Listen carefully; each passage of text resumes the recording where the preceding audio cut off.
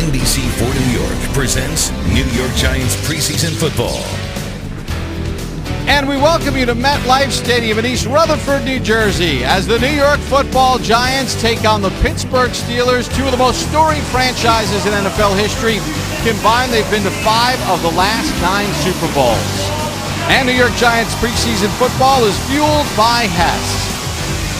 Hello again, everyone. So glad you could join us. I'm Bob Papa, along with two-time Super Bowl champion Carl Banks in the New York Presbyterian Hospital broadcast booth. Carl, 2014 season brings a new offense for the Giants with Ben McAdoo as the coordinator. What are some of the differences you see in this offense? Well, number one, you see right away it's the pace of the offense. They're trying to achieve a lot of rhythm, a lot of synergy. But what's important here, Bob, is they're 4/5 of this offensive line, if you include the tight end, are going to be new. So the more work they get together, the better it'll be. And they want to balance. They want to run the football. With the retirement of Chris Snee and David Deal, the Giants were active in the free agency market.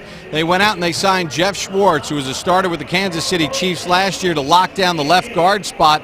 J.D. Walton was signed from the Denver Broncos to play center. He's missed the last 2 years due to injury.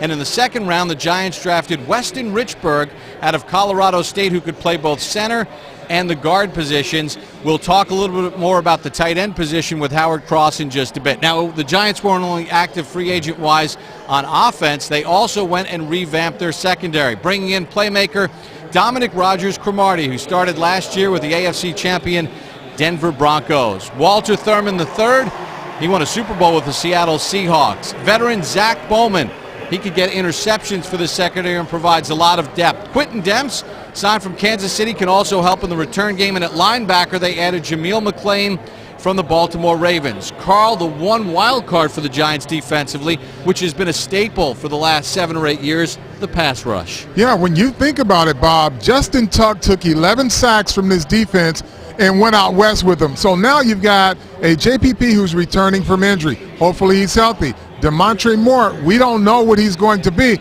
Skillful rusher, but we don't know. And then Matthias Kiwanuka, his career best is 8 sacks in the season. So there are more questions than answers at this point. And the man who's trying to figure out those answers, the head coach of the Giants, Tom Coughlin, who a short time ago spoke with Bruce Beck.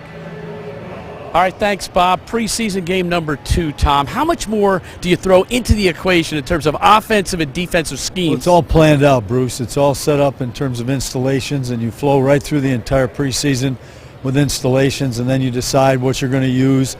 You know, simple, get a little bit more complex as time goes on. But it's your first game at home.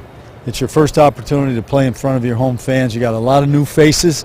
You know, you only get one time to make a first impression, so here we go.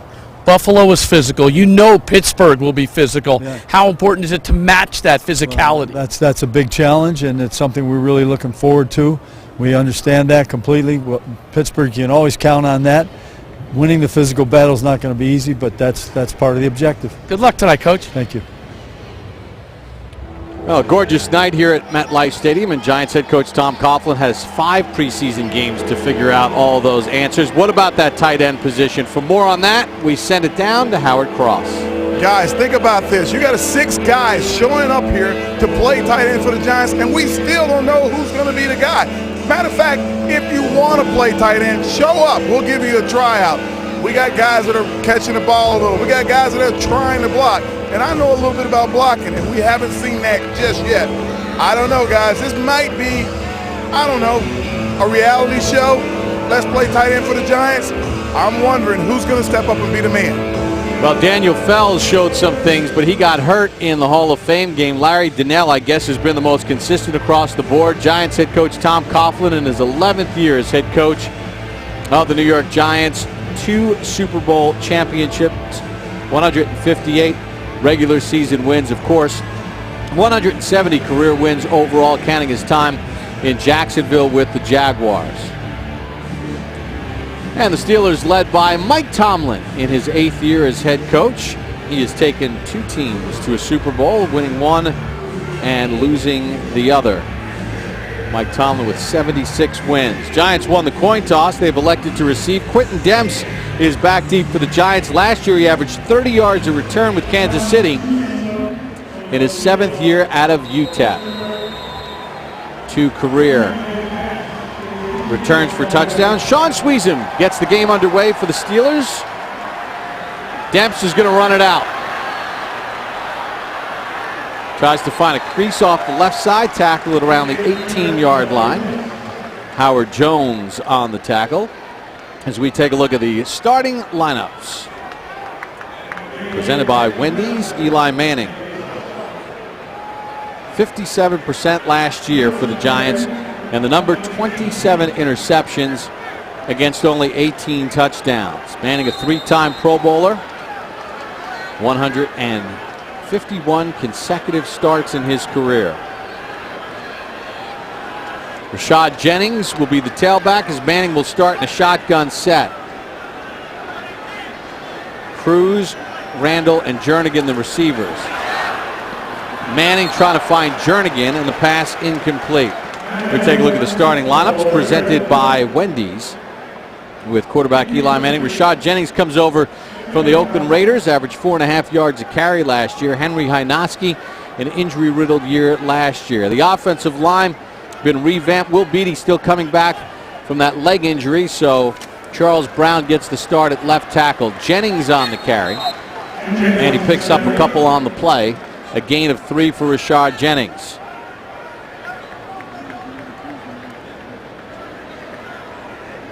So the Giants will face a 3rd down and 7 on the first possession of the ball game.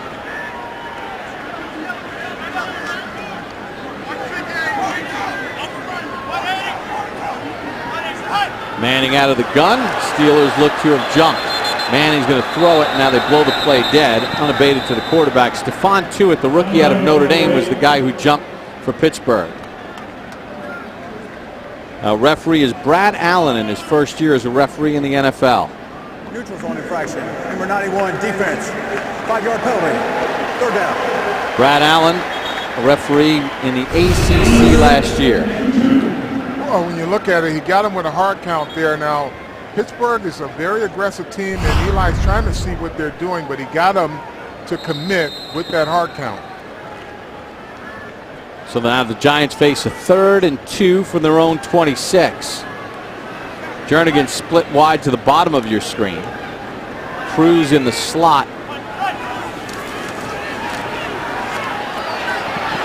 Nobody open for Manning, intended for Jernigan. Good pressure by the Pittsburgh Steelers, and the Giants will have to punt the football away on their first possession.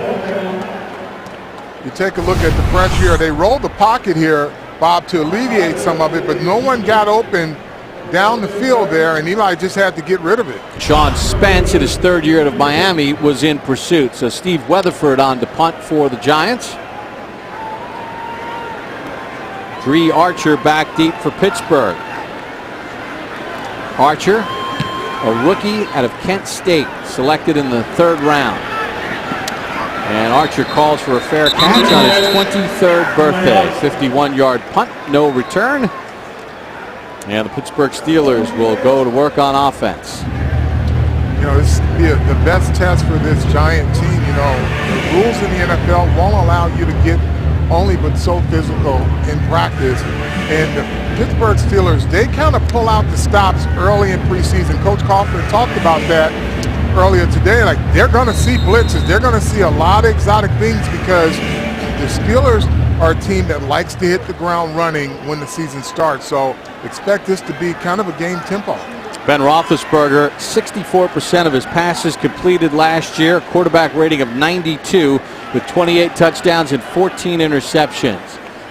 Le'Veon Bell on the handoff, runs out of a couple tackles and takes it out across the 30 to the 31-yard line before he's finally taken to the ground by Devon Kennard.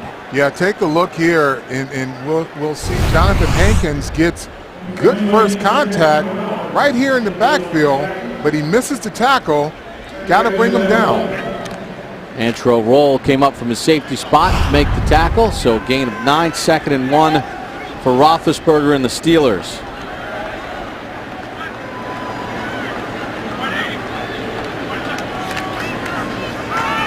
Bell again with a hole off the left side. Roll makes the tackle at the 40, but not after a gain of 8. As we take a look at the Steelers starting offense, presented by Wendy's. Le'Veon Bell in his second year out of Michigan State. Antonio Brown had 1,499 yards last year, along with 8 touchdowns. Heath Miller, Pro Bowl tight end. Offensive line has been a problem for the Pittsburgh Steelers. Marquise Pouncey, the All-Pro center. It's back Wendy's pretzel bacon cheeseburger. Try one today. So 1st and 10 for Roethlisberger and the Steelers from their own 40. Archer underneath. There's the speed of Dre Archer. Finally run out of bounds at the 15 by Prince Amukamara.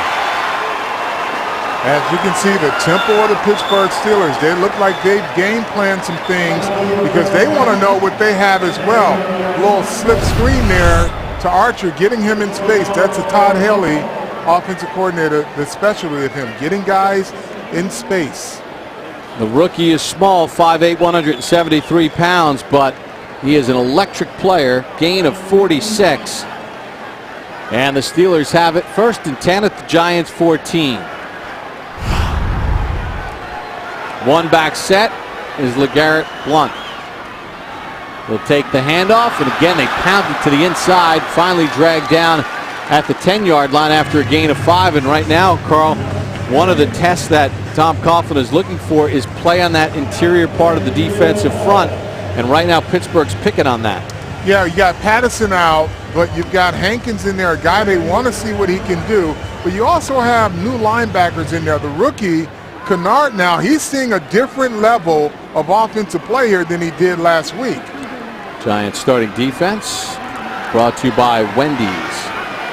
Now they're not really testing the secondary. They're going to just give it off to Blount, and he's dragged down from behind by Jaquan Williams after a gain of 1. Jaquan Williams in his 4th year out of South Florida really burst on the scene, Carl, as a young player for the Giants as a rookie in 2011 as we look at that revamped Giants secondary with Stevie Brown back after missing all of last year with a knee injury. But they're looking for Jaquan Williams to be more active in both the run defense and the pass defense. It's back Wendy's pretzel bacon cheeseburger. Try one today.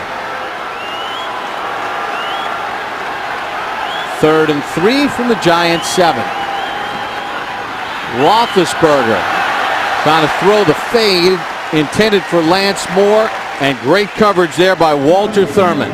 He does that well. When you look at him in practice, he is an excellent position player in the red zone. He's a guy that understands routes and formation, so he can anticipate and take a few things away. You see him take the wheel route and turn right up the field with it. Remember, he was within the 5 yards of the line of scrimmage, so he could get his hands on the receiver. The contact emphasis is downfield after that 5-yard range. Sweeps up for a 26-yard field goal, and he knocks it through. So Pittsburgh on their first offensive possession puts 3 on the board. Tom Coughlin not happy about the 46-yarder to Archer, but they hold the Steelers to 3 here in the first. Steelers lead the Giants 3-0 here in the first quarter on NBC4 New York. It's now time for our Toyota keys to the game, Carl.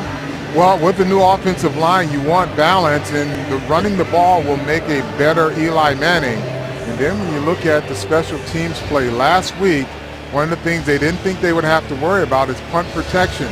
They've got to make sure that their protections and their coverages are sound. And you've got some young players playing out there that are trying to make a name for themselves. And then, thirdly, who will emerge on this defensive line as the first and second pass rusher? Keys to the game brought to you by Toyota. Sweesom to kick off. Short kick. Demps from his own 4. Demps finally dragged down at about the 27-yard line. 23-yard return. Terrence Garvin on the tackle. So Eli Manning trots back out after a 3-and-out series on the first possession. Giants head coach Tom Coughlin said Eli will get between 12 and 15 plays tonight. He tries to find answers to questions about this offensive line. They turned one loose on the first series of the game.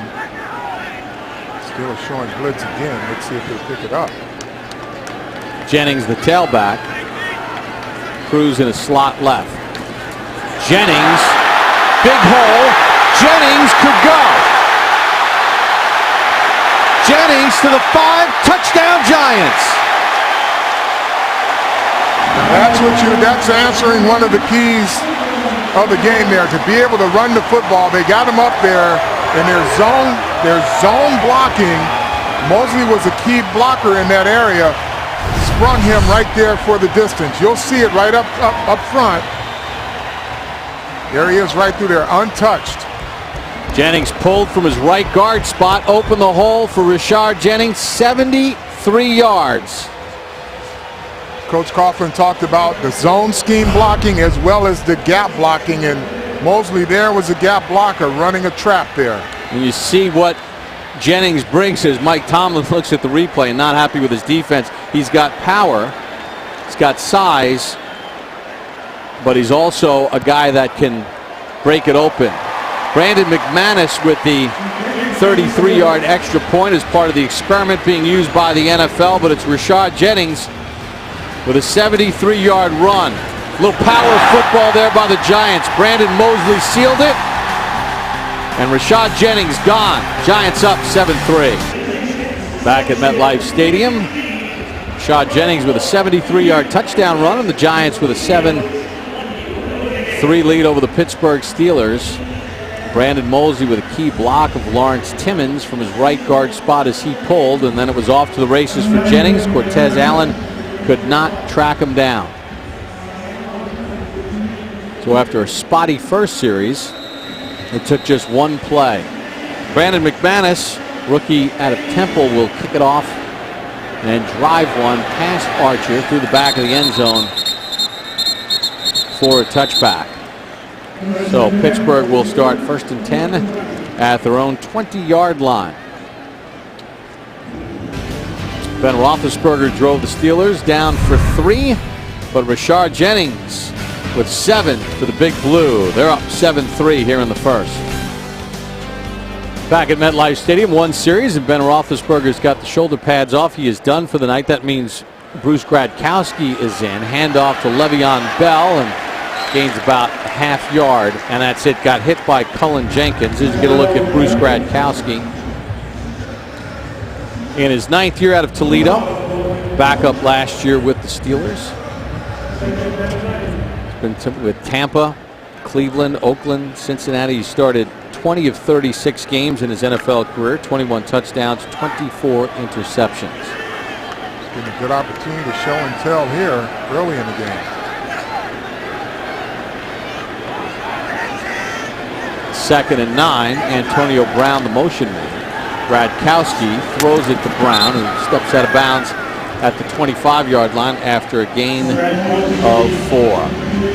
As the Giants celebrate their 90th season, it's your opportunity to be a part of the tradition. Become a New York Giants premium season ticket holder and experience the pride and passion that Giants fans have built for nearly a century. To become a season ticket holder, call 877-694-2010 or go to Giants.com for more information today. A 3rd and 5 for the Steelers. Let's see if the Giants can generate a pass rush. Robert Ayers is in as one of the tackles along with Jenkins. Pierre-Paul and Kiwanuka are the ends for the Giants. Gradkowski out of the gun. Has plenty of time. Pass nearly intercepted, intended for Heath Miller. Jaquan Williams on the coverage, and there's a flag on the play. Well, it looks like illegal contact down the field from the position of the flag, but Jaquan Williams, the young linebacker, they think he has a high ceiling here. 2 flags. Prior to the pass, holding, defense, number 58. 5-yard penalty. Mark Herzlick's not out there. They said 58. Probably thinking clean. Yeah, Herzlick was not in the game. Jaquan Williams is a kid that... It wasn't on Williams. Yeah, he's playing with a lot of confidence right now and can be an every down linebacker, they believe. They'll end around to Marcus Wheaton. Wheaton tackled at the 40-yard line by Jason Pierre-Paul and Prince Amukamara. And there's an injured Steeler down on the play, and immediately the medical staff of the Steelers races out to the field.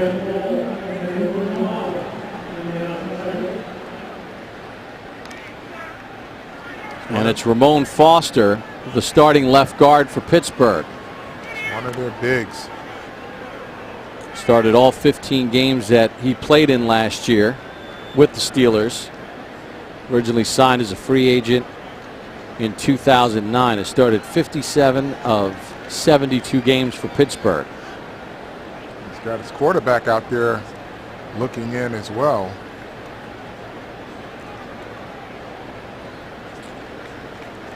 And with that, we will step aside here in the first quarter with 8:38 remaining, and the Giants in front of the Steelers 7-3. Carl, we're going to take a look at Ramon Foster getting injured. Yeah, they're a little hand fighting there, and stiff arms going and jabs going back and forth, and a finger got in there. Yeah, Jonathan Hankins of the Giants tied up with Foster, so they'll check his eye. I guess when you look at it as a staff from the Pittsburgh standpoint, your biggest fear is that it's a knee or something like that. So he immediately got up and set up, so that had to be a big relief. Chris Hubbard in at left guard, a practice squad player with the Steelers last year out of UAB. 1st and 10. Justin Brown in motion. Gradkowski to throw under pressure, gets hit by Jason Pierre-Paul, completes it to Antonio Brown, who gets knocked out of bounds at the 44. There's also a flag in the secondary. Yeah, it might be offense though. It was like the defender went backwards on that, but well, it was a gain of 16. Chances are it's going to go against the defense. Boy, Jason Pierre-Paul with a wallop on Gradkowski right after he released the pass. Yeah, he certainly did. Illegal contact, number 20, defense. That penalty is declined. The play results. Now the penalty against Prince Amukamara, which that is a re-emphasis of the illegal contact rule. We saw it in the Hall of Fame game, Carl, where they were throwing flags left and right. Pittsburgh will decline the penalty and take the gain of 16. There'll be more flags than confetti this year in the league if they call everything that gets touched down the field.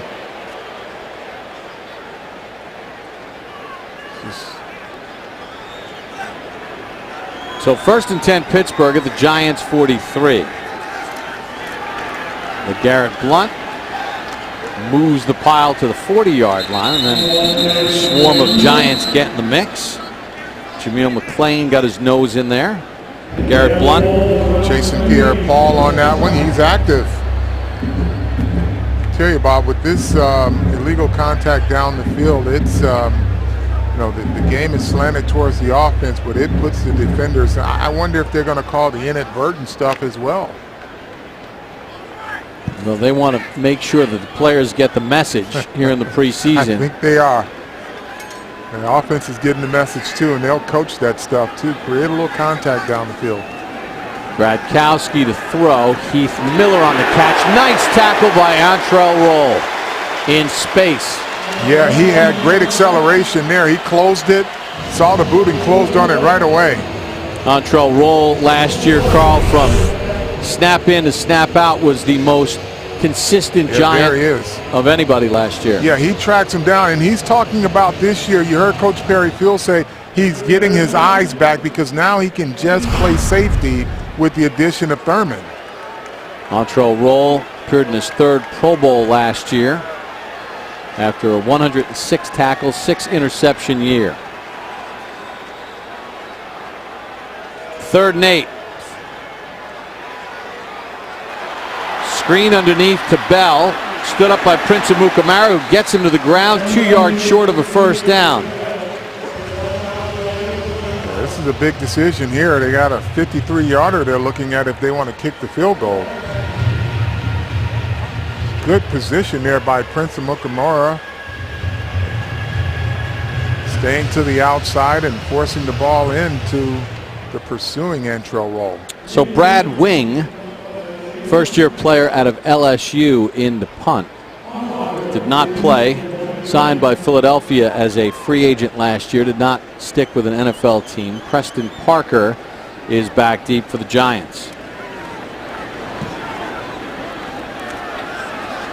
Reverse spin. Parker calls for a fair catch, and it takes a favorable roll for the Giants out to about the 12-yard line. 22-yard punt. The Giant offense heads back out on the field with Eli Manning in front 7-3 over the Steelers in the first. We'll see. That defense is back on the field. Eli Manning remains in the game.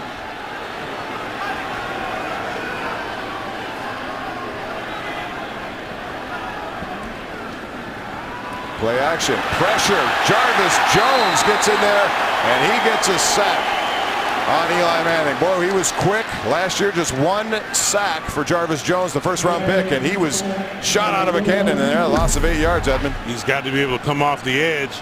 Been looking for that for him. Nice move to the inside and then back outside, and the speed. Almost lost contain. Dick LeBeau would have had a conniption if he had done that, but he makes the play, and that's exactly what he needs to do. Big Cam Thomas in the game, number 96. They acquired him from San Diego last year, trying to fortify that defensive line. Victor Cruz in motion.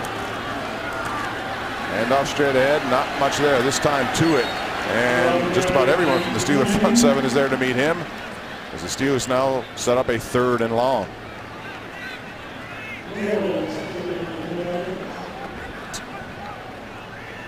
Tua needs some help there as he getting down in the trenches, and that's what you're going to do. I tell you what, the mistake that happened on the 73-yard run will not happen again tonight. I guarantee you that. Those corrections have been made. Those guys are going to play solid from here on out, in my belief. Manning in the shotgun. He's just going to take whatever yardage he can get, and Jennings up the middle, not going anywhere. It'll set up a 4th down. The Steelers get the ball. Sean Spence from the backside there made the play. Really encouraged to see 51 back on the field after all of that. And boy, what a long road that is to travel.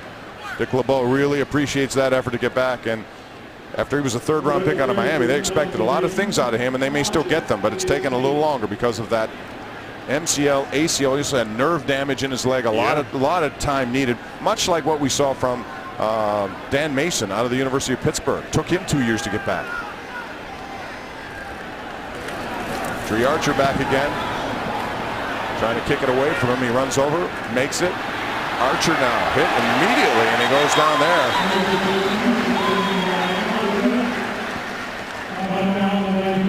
there. There's no questioning his bravery. He saw guys come and make sure he secures the check, the catch, takes a big hit, gets down on the ground, gets back up. Now he's ready to go back into the game. Mike Tomlin obviously likes what he sees from him. Yes, he does. If he gets by the first wave, you never know what's going to happen there. I mean, that guy has a lot of talent, and we saw it and have continued to see it up at St. Vincent College in Latrobe. Gradkowski still at quarterback for the Steelers. Justin Brown, bottom of your screen, a guy who is putting some pressure on Derek Moore, who made it. Penalty goes in. Not much happening on that play for the Steelers. It was Terran Poole with the carry of flag, and we'll see what this one is.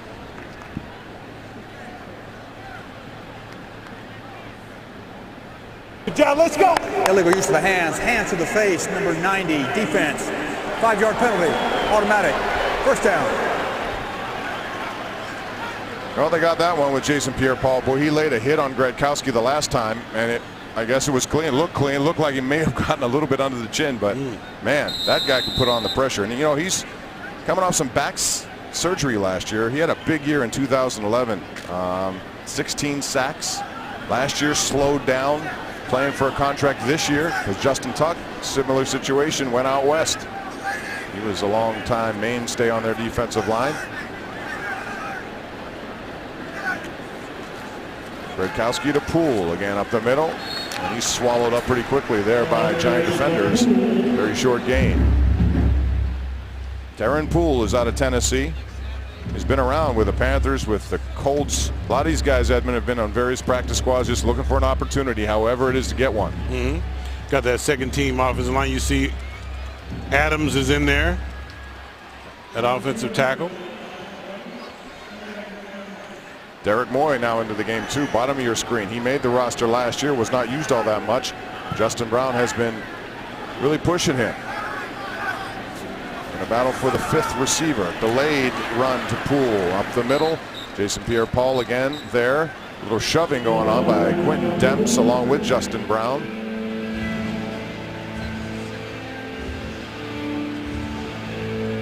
And now this second team offensive line, Bob, is going to have to really make some hay. They're looking for some backups, as you well know.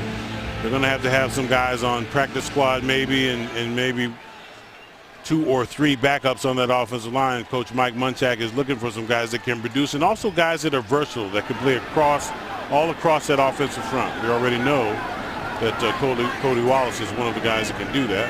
Yeah, he is. Another one, Chris Hubbard, number 74, has been impressive in camp. They seem to like him. He was on the practice squad. Grakowski tucks it away up the middle. Nice run there when nobody was open down the field.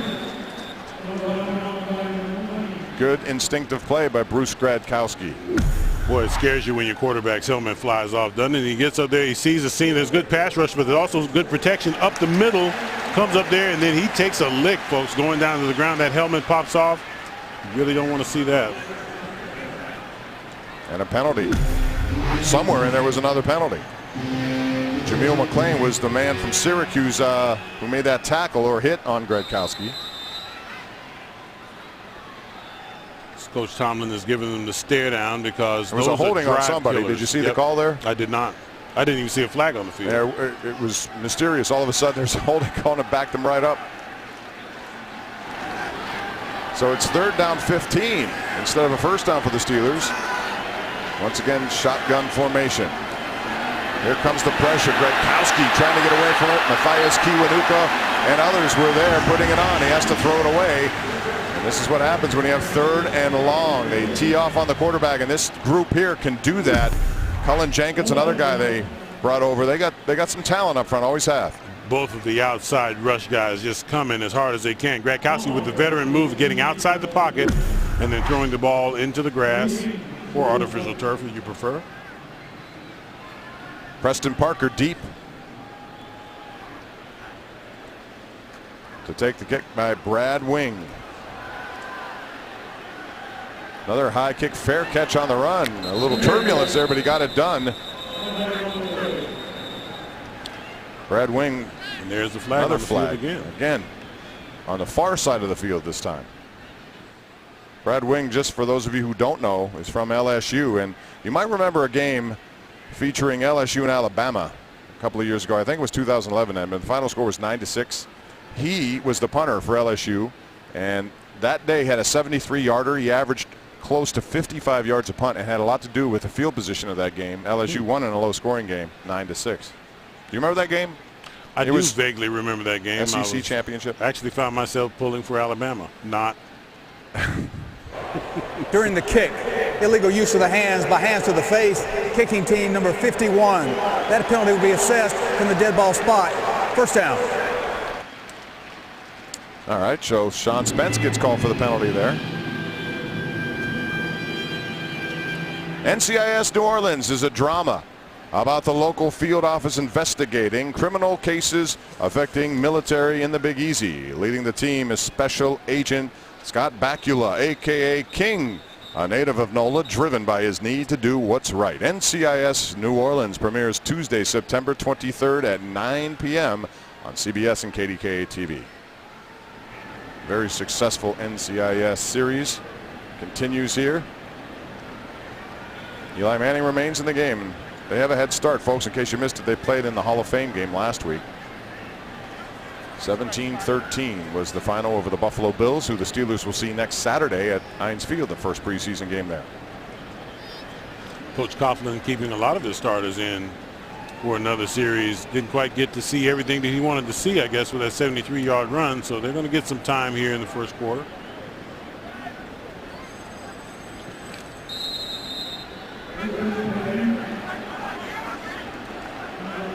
Ruben Randall over there opposite Victor Cruz, guy also out of LSU, a 2nd-round pick. They're expecting bigger things from him next year. And off right side, minimal game right there. But Ruben Randall was a guy who, you know, Eli Manning last year, Edmund, had 27 interceptions. That was a career high, and 8 of them were targeted toward Ruben Randall. And and whether it was a communication issue, whatever, they're looking to change that. That was a good play by Cam Thomas. Cam Thomas probably stepping in for Steve McClendon at nose tackle makes a good play coming down the line of scrimmage and stopping it for a 2-yard gain. That's very good line play right there. Henry Hajnowski in the game, the fullback, has a Super Bowl ring.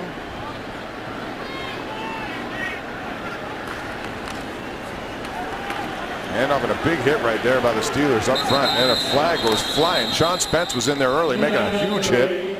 Timmons joins him, and once again another penalty flag. And it is sloppy so far, as you would expect, first preseason game. Sean Spence coming up, laying the wood. I mean, that was a good hit, driving the legs.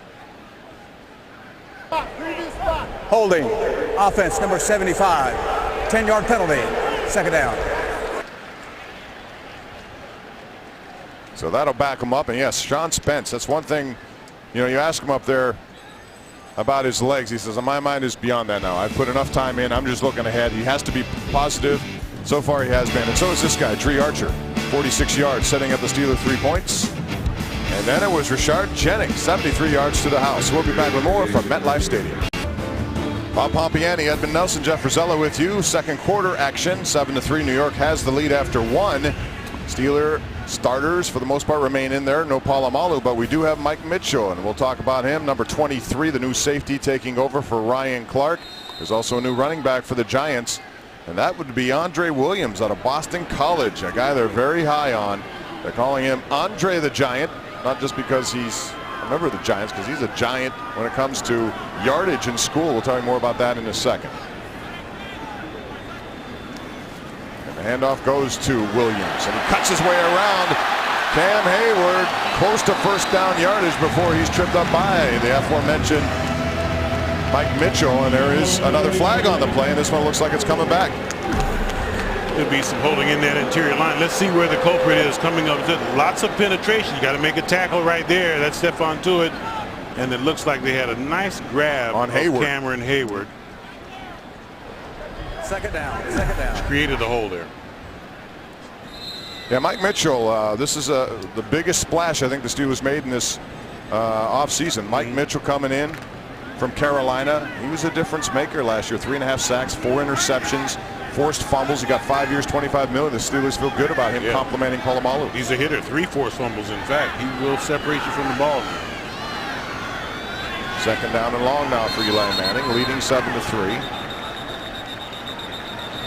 And the ragged play continues. False start. Offense, number 84. 5-yard penalty. Second down. You know what's very odd about this, Bob, is this is the New York Giants starters doing this kind of crap. Right there, a little inadvertent move by the tight end. And they're not going to have any of that. Another point of emphasis, by the way, you're not going to see any herky-jerky movements prior to the snap by the offensive lineman, as you're looking right now, the pointing going on, it has to be gradual. It can't be a quick movement like that was by the tight end. And pass may not have been called. Now it's going to be called. Lawrence Timmons missed originally on Williams. Helmets go flying. Some Steeler lost his helmet over there and went in the air about 4 feet. Couldn't tell from our vantage point. Some ferocious hitting over there, and that was Mike Mitchell. Talking about his hitting, boy, he was right in the middle of that one. Came over and lowered the boom on that one, did he not?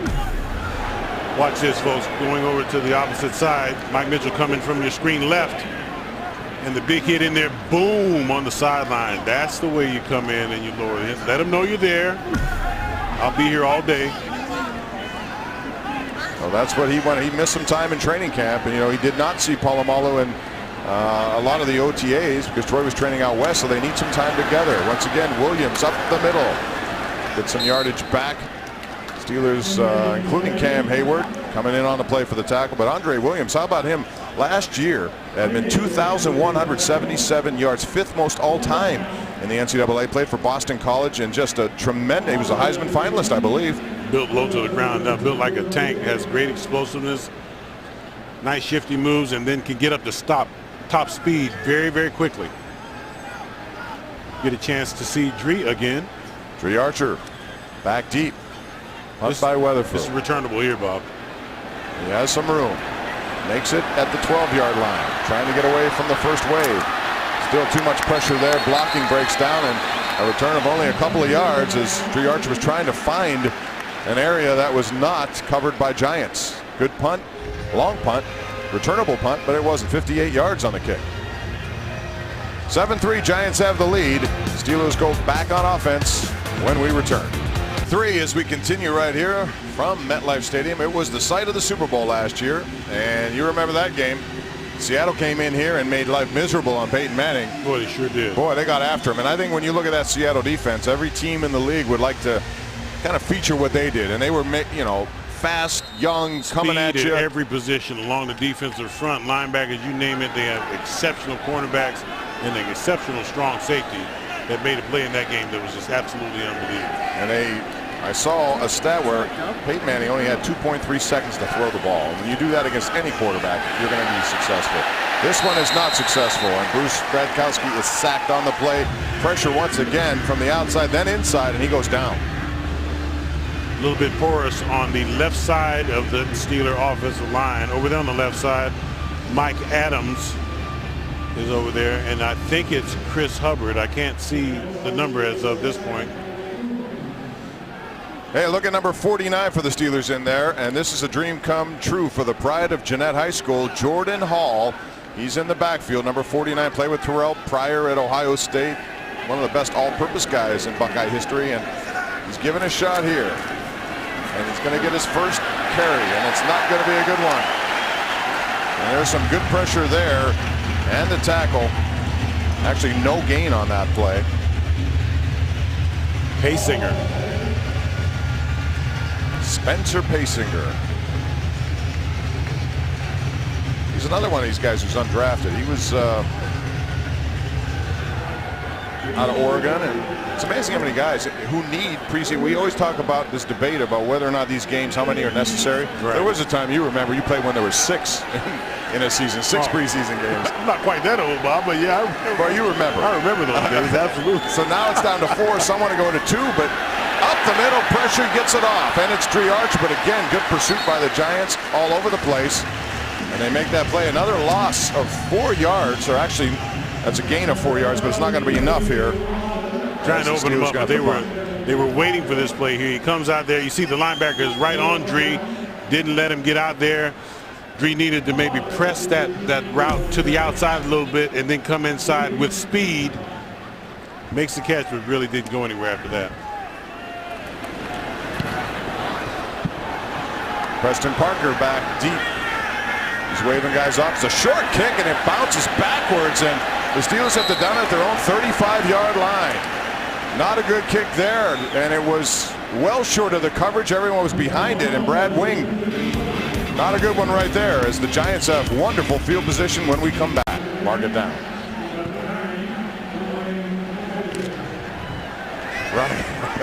Ryan Nassib in the game now.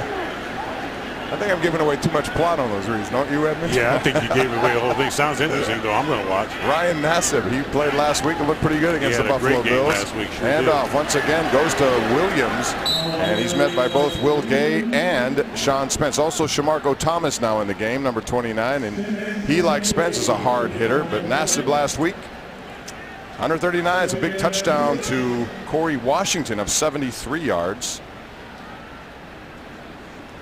He was one of the, he was one of the 4 stars. Both of those guys are one of the 4 stars for the New York Giants in the Hall of Fame game.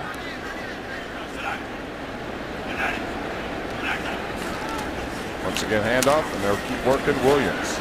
Doesn't get much there. And there's Shamarko Thomas. Just talked about him. Second-year player looking to make a dent this year. In fact, he texted Troy Polamalu, said, "I want to be great. Can I come and work with you out west?" And he did. I saw a couple of his workouts. He posted them. I don't know whether it was a tweet or I don't know what it was. I mean, you guys do all the tweeting, but yeah, I saw one of his workouts. They were unbelievable, unbelievable workouts. Yeah, I'll do it when I retire, Bob. Nassib now in the shotgun. Pressure comes from Robert Golden. He throws down, and good coverage there by the Steelers. Antoine Blake, who's been pretty good in this training camp. That was really good by Antoine, avoiding any contact down the field and yet covering him like glue. Look at the pressure coming off the outside. There's a blitz by the corner, a little corner blitz coming from the backside. Good thing Nassib got rid of the ball because he was about to get leveled. All right, it's going to set up a 45-yard field goal attempt by Josh Brown, who's been around the league quite a bit. 2 years in Seattle. This kick is up. And this kick is good. Josh Brown puts it right downtown, and the Giants add 3 to their total. 10-3, New York. Pittsburgh back on offense when we return to MetLife Stadium.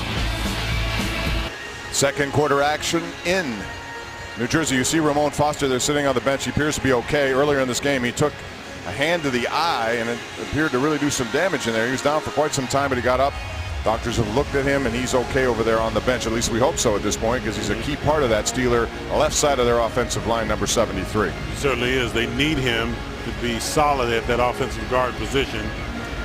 And he's been one of the guys that's been pretty healthy for the most greater part of his career. The other guy there sitting to his left is Marcus Gilbert, and he's a guy entering the final year of his contract. He wants to have a big year, and coaches do like when guys play for something. And these guys who don't have contracts like him and Cortez Allen, even Jason Worlds, even though Jason Worlds is making a 9.75 transition fee, he would like a long-term deal, so he has a lot to play for as well.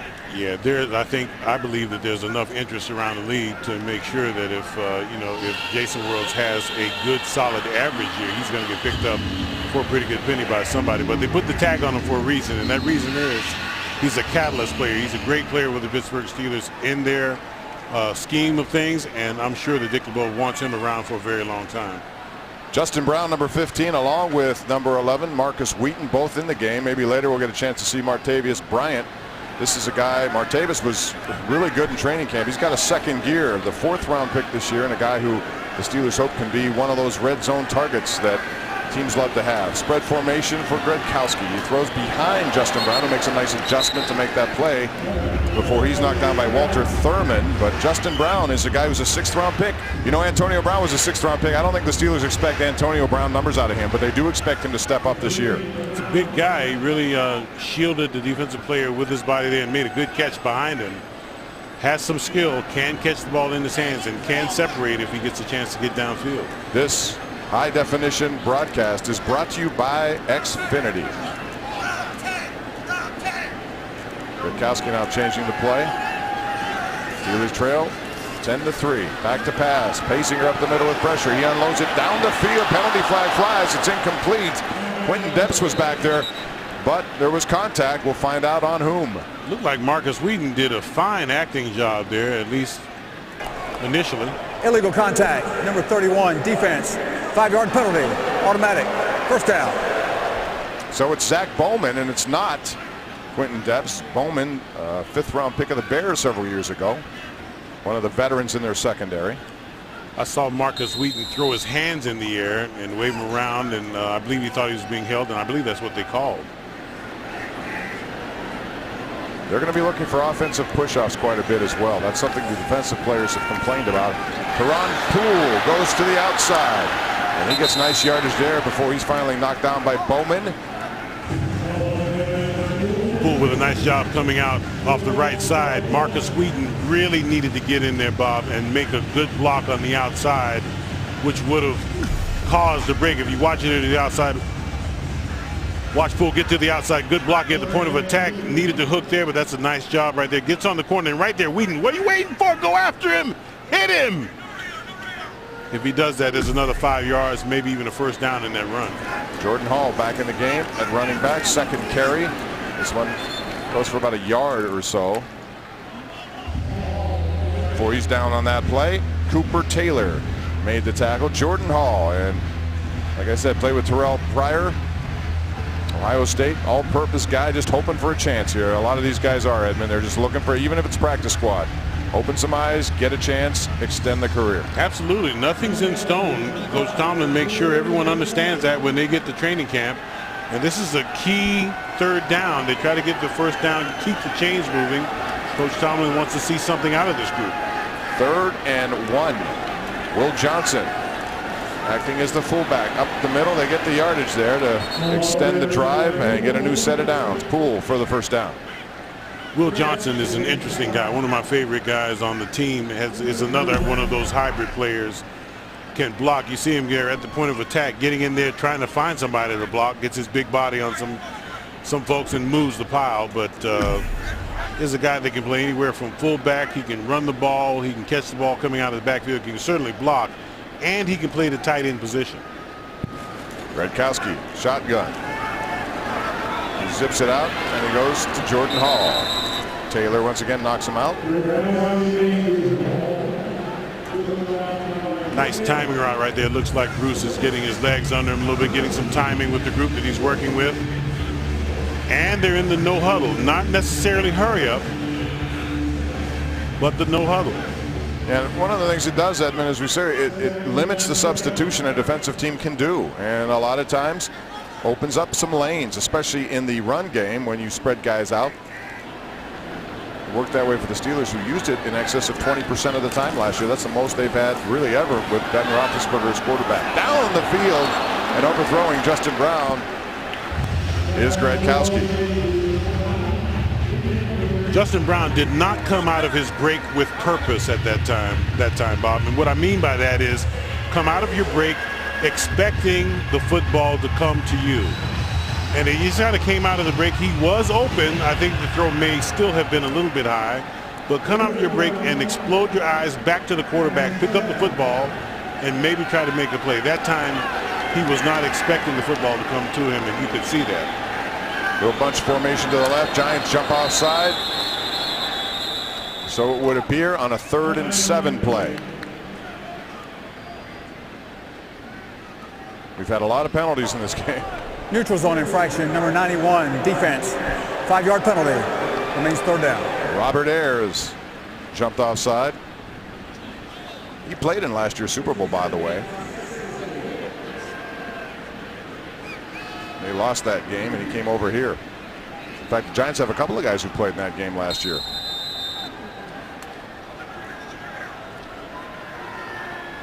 Now it's a 3rd and very manageable 2. You might see a run. This is a good down for the Steelers. Could see a myriad of plays here. A run, motion to a run, a short pass. It's Johnson in motion, Wheaton and Justin Brown, receivers. Gradkowski looking left side down the field. Marcus Wheaton is there, and he makes the reception before he's driven out of bounds by Zach Bowman. But Marcus Wheaton, the 2nd-year man, looking for bigger things from him, and that's a gain of 28 yards. Gutsy call by Todd Haley. A little in and out route. Wheaton just comes in and outruns the coverage to the corner, a little post corner on a 3rd and short. Very gutsy call. Steelers operating now from the New York Giant 22-yard line. Down 10-3. Once again, Gradkowski changing some things at the line of scrimmage. It's Poole. Not much going there as the Giants stuff that play. Marcus Wheaton, though, is one of those guys they're expecting. As I said, he was a track and field athlete too in the 100, 200, 400 meters when he was at Oregon State. 3rd round pick, just like Mike Wallace was, and they can only hope that kind of success here in year number 2. Get that kind of production out of him. What a receiving core it will be, right? And Lance Moore's another guy at the slot, just a professional receiver who spent a lot of years with Drew Brees, and that's got to help Ben Roethlisberger, I would think, as well. Pressure, Gradkowski, in and out of Will Johnson's hands. It's almost intercepted there by Pasinger. Gradkowski is 8 for 11 now for 66 yards. It's a little bit too much steam on this ball coming across, and just a hair behind him. That's very dangerous as well because it bounces off of Johnson's hands. Could have easily been intercepted, but was not. Gradkowski maybe a little bit more patience and leading it with that throw. Normally, if Will Johnson gets his hands on it, he normally hauls that in. All right, so it's 3rd down and 8 now at the 20-yard line. Steelers would like to get in the end zone here and not settle for another field goal. Little play action up the middle. Zings it and overthrows the very tall Matt Spaeth. And Gradkowski knows that he missed that one. Matt Spaeth was wide open running a little seam route. And Matt Spaeth is a big target, 6'7" or so. It's Big guy running down the seam. Just get it up there where he can get his hands on it. Gradkowski pounded his chest. Watch it right here. He comes over, nice little run action, and then throws it just a little bit out of his reach. Maybe a foot lower. That's a touchdown. And watch him pound his chest there like, oh, I missed one. So it's Sean Sweesamon to attempt a 38-yard field goal. Brad Wing the hold. The kick is up, and the kick is no good. That's a rarity from Sean Sweesom. Second tour of duty here in Pittsburgh. And the extra length on the goalpost made that very telling. You get onto Twitter and let us know. Hashtag KDKA preseason. We'll run some of those comments as we move along here, but so far you've had a lot to see. Tree Archer, defense giving up a big score and other things, so it's hashtag KDKA preseason. Steelers got a lot of second guys in there, including Arthur Moats, number 55, who's wearing Joey Porter's number. And Porter, of course, back on this team as a coach. Right up the middle, not much going there for the Giants. Good swarm tackling there by the Pittsburgh Steelers. Vince Williams in there, middle linebacker, did a nice job for the Steelers last year, playing really hard. Saw him get into a fight in the practice that I went to out at St. Vincent's, and this is a guy that's is really fighting for a spot. Would have been the starter coming in had the Steelers not drafted one in the first round. Yeah, and he has been really a beast in training camp, and a guy who, as a 6th round pick, is going to really help them out a lot, I think. Nassib goes in the flat, has a completion. Arthur Moats takes Larry Donnell out, but not before a pretty good game there for the Giants. Moats is the guy you want to keep around. He has a good body on him, a guy that can play special teams, can get around the football field very nicely. Chris Carter, also fighting for a job at the outside linebacker position, been around a couple of years. 3rd and 1 now for the Giants. Nassib under center, hands off to the fullback, straight ahead. They get the necessary yardage for the first down. John Connor.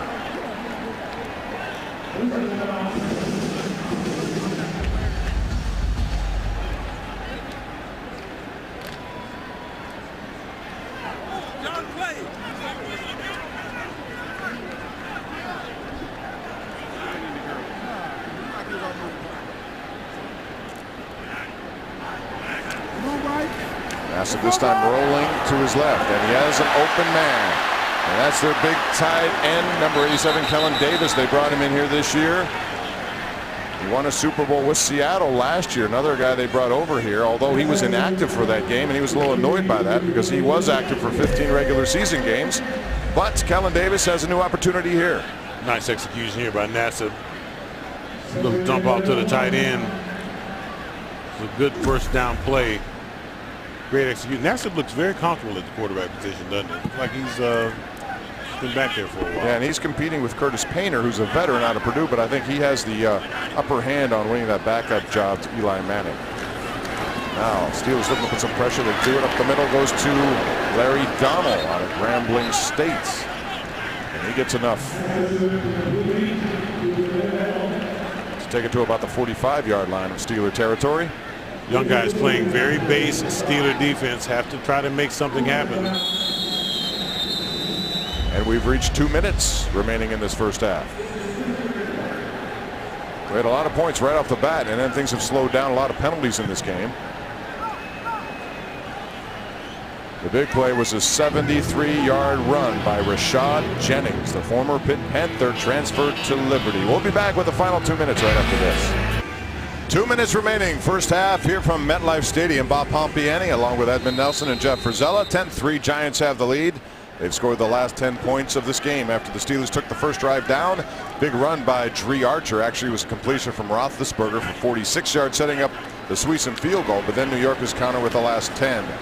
Vince Williams was the first man to make contact there with Andre Williams, and then everybody else came in, and there's a shoe on the field. We've seen helmets and shoes, and that's the running back Williams who lost that shoe. Ran right out of him. Vince Williams really playing aggressively. Lots of hustle, really trying to show the coaching staff, look, I want to be around here. I want to play. I should be starting. I deserve to be starting. This guy is really trying to prove his point. Marcus Harris and Julian Talley, 2 new receivers in. They go and swing it instead. And it's another hit by Shamarko Thomas right there on Kendall Gaskins. And boy, Thomas and Spence, both young kids who love to hit.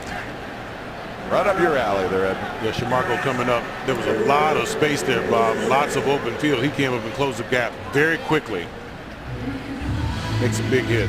Now it's time to check out the PNC scoreboard. Remember, KDK TV will have all of your scores and highlights after the game on KDK Late News. And tonight we have our trivia challenge. All you Steeler fans who think you know your trivia, tune in tonight after the late news. And you can see the Padres right now leading the Pirates. A very big game as the Pirates trying to win again, win another series. Keep on going despite injuries, despite absences. Brewers are also winning tonight. Reds and Marlins 2-2, and the Pirates begin a big stretch of games against contending teams starting Monday. A home and home, so to speak, with the Tigers. 2 here, 2 there, and then a lot of division rivals. So the Bucks right in the thick of things once again. Nassib, and he throws it there, and it's complete for first down yardage. And that is Ruben Randall. He's back in the game. He started the game, went out, came back in. That's a gain of 13 yards and a first down for the New York Giants. Looks like Antoine Blake slipped a little bit on coverage, Bob, as he was making his break to the inside and lost some connectivity with him. Once again, Nassib. This time it's behind Randall, although he felt he should have made that play, and it's incomplete instead.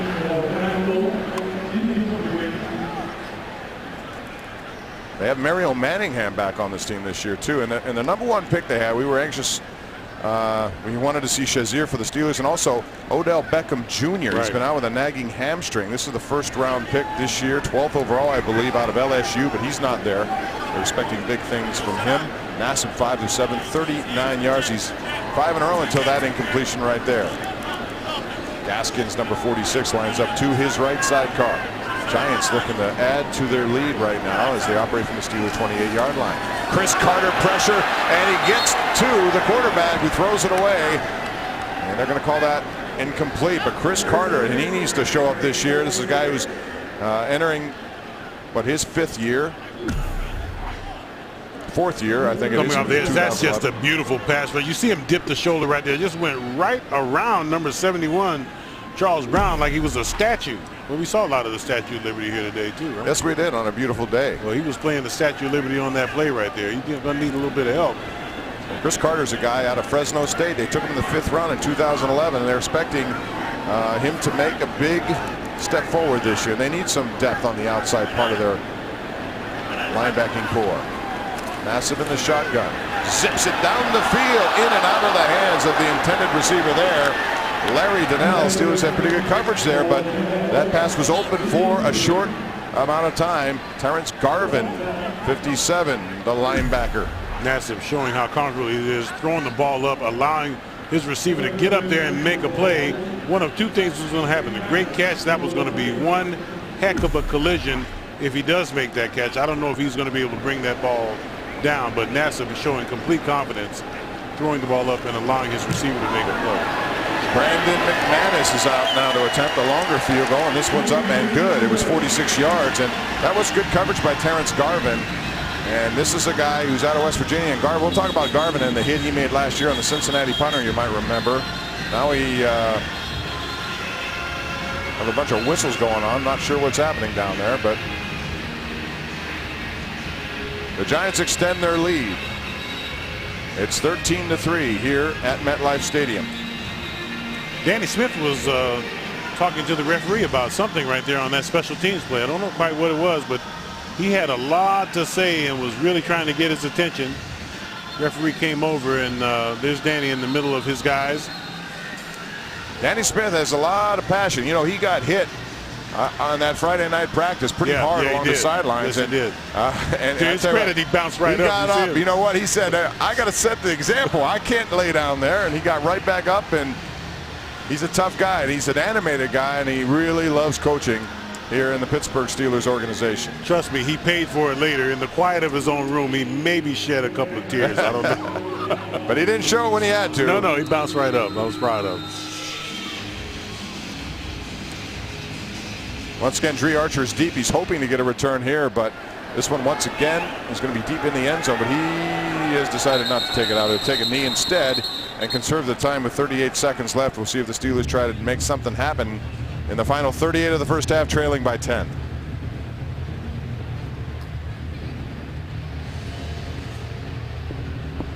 Bruce Gradkowski wants to get his guys going down there. You see Derek Moy coming into the game, the big-bodied receiver out of Penn State.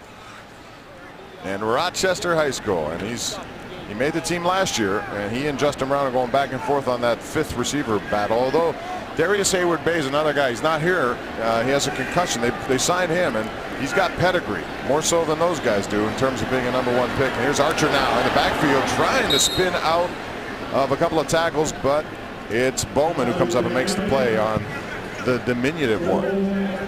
And now you see another dimension of Dree Archer's game. Now he's at the tailback position, running the ball in between the tackles. He can do it, folks. He can do it all. You want to see him out in space, but he's a guy, he's another carry right up the gut. And it was Demontre Moore, number 98, who made that play. And on that note, the first half will come to an end. The Steelers jumped on this team early right off the bat. We'll see if there's any time that's going to tick off, and that is it. Field goal by Sean Sweezum, culminating a drive which featured Dree Archer. Roethlisberger played that one series, and that was it. And then it was Rashad Jennings with a big play of this game, a 73-yard gallop. 2 more field goals, has it 13-3 halftime at MetLife Stadium when we come back. And I know he and Theodora have made this their home with their children. And this guy had a great year last year. It missed no games, and for the first time in a couple of years, yeah. And that was very exciting for all of us fans to see Troy being healthy, because he did play at a very high level. Yes, he's lost a step or two, but plays a little bit at linebacker like he did in college. Jordan Hall out of Jeanette is back there looking to make something happen. He won't get a chance again. Kick goes out of the end zone, and he'll cherish any opportunity he gets back there. Jordan Hall, who was contemplating life without football, and then he got a call from Kevin Colbert. Can you imagine? He was thinking about maybe what should I do, because I didn't have an opportunity, and now he gets one. Well, Chuck Noll used to tell us, you better get on with your life's work or do something. So he was contemplating his life's work, and then he figured, well, maybe I'll give it another shot. So here it is, and let's hope for the best. Landry Jones, number 3 in the game. We saw him a lot last year in the preseason, and it was not the smoothest of preseasons. He didn't play all year, but he learned just by being there. Handoff goes to Jordan Hall. He gets outside, run out of bounds there by Taylor. Landry Jones is the guy the Steelers hope to take a step forward. He was a 4th-round pick, and of course named after Tom Landry. How about that? I did not know that.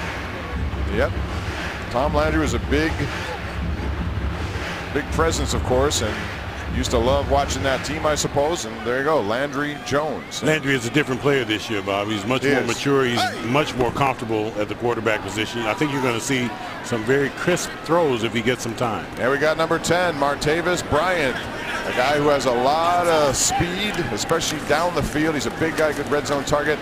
This game goes up the middle for short yardage right there. And Landry Jones last year in the preseason, we had 2 touchdowns, but 3 interceptions and a 53.1 rating. There is Bryant. You like this guy, don't you? I like him a lot. I like the big wide receiver. I watched him in practice a couple of times. Bobby just glides out there on the outside, and it's very deceptive because he's taking nice long strides. And next thing you know, he's by you. If not for a hold, he'd have caught a deep pattern in the couple of practices that I saw. But I can tell you what, he really is a talent, and was I can't imagine the kind of passing game that Clemson had with those 2 receivers in their starting lineup. Sammy Watkins and Martavis Bryant, and actually, he's taking a backseat to a lot of guys down at Clemson.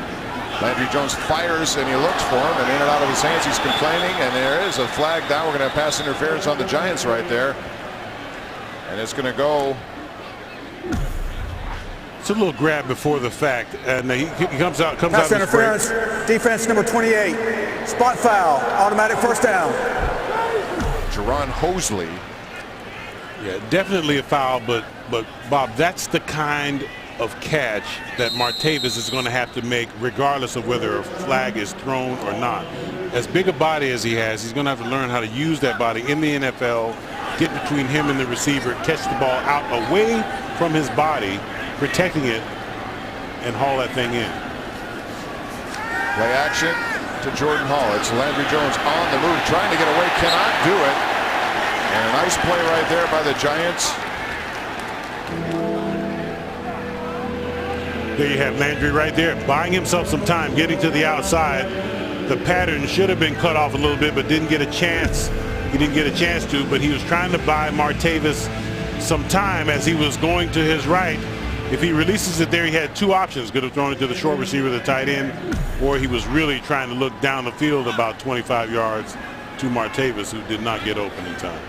That was Israel Idonije. You might remember he's been around this game, but they just signed him yesterday, or actually 2 days ago, and here he is playing in this game. He's an 11th year player.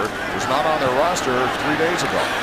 And that's another part of the training camp that we see a lot of. There were 4 different 72s as you and I were going through this roster for the Giants, and 2 of them changed their numbers today. Only 4, Bob. There were only 4. 2 on offense, 2 on defense, and they switched them around, and so now Idonije is on this team. 3rd down 10 now facing Landry Jones.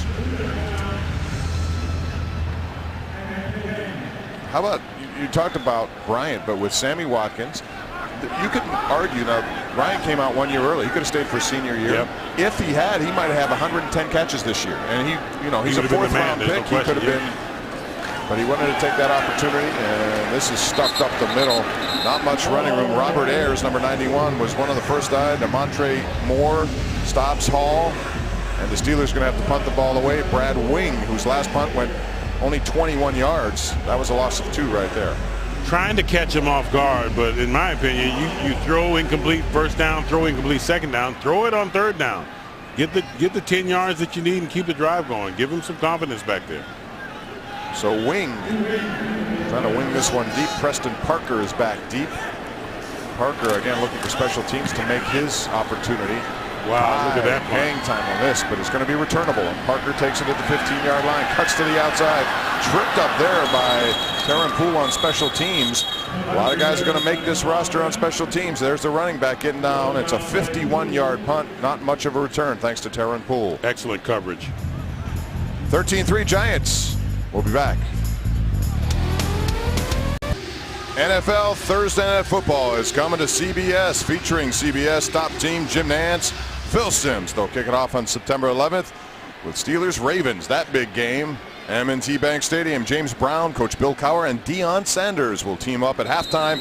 Thursday Night Football coming to CBS and KDKA this season. And boy, right off the bat, Edmund, Cleveland on Sunday, Ravens on Thursday. You get a pretty good idea of where the Steelers are going to be right off the bat. I wonder who's going to be playing quarterback for Cleveland. Johnny Manziel. I would be shocked if it wasn't. You? I would. I mean, apparently he's impressed Mike Pettin quite a bit, and Kyle Shanahan is the offensive coordinator, trying to control their exuberance for him. But Hoyer's their guy for now on the depth chart. We'll see if it changes. I want to see how his game transitions to the NFL. This will be a good test for him because the Steelers definitely got some guys on defense that can run. Well, Dick LeBeau is convinced it's going to be Johnny Manziel. Nassib. Oh, it's a nice catch over there. It was underthrown, but picked up nicely by Preston Parker. There's some tempo in this New York Giants offense, so the Steelers are going to have to get the calls very quickly. For young guys, this is very, very difficult. They don't halfway know what they're doing on the field as it is, and now they have to play in a hurry-up offense. It's going to be very difficult for them to make the transition and keep their aggressiveness. Good job there. Kendall Gaskins up the middle for the Giants. Not much. Josh Morrow for the Steelers. He's a big 6'6" kid out of Stanford, undrafted, along with Cam Thomas. There's number 96. Yep, Cam's getting some work it in. He was working at nose tackle earlier. Signed him as a free agent from San Diego. Nassib doesn't like what he sees. He's going to change the play call.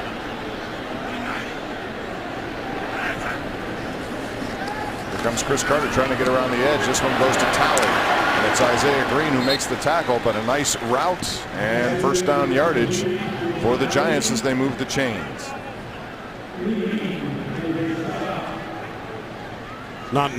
Really don't know if you're going to see a whole lot of blitzing from Dick LeBeau's defense. So these guys are really going to have to cover. Usually they play off in their zone blitz scheme. Now they're up. You see the corners are up, so they're going to put a little press coverage on them here.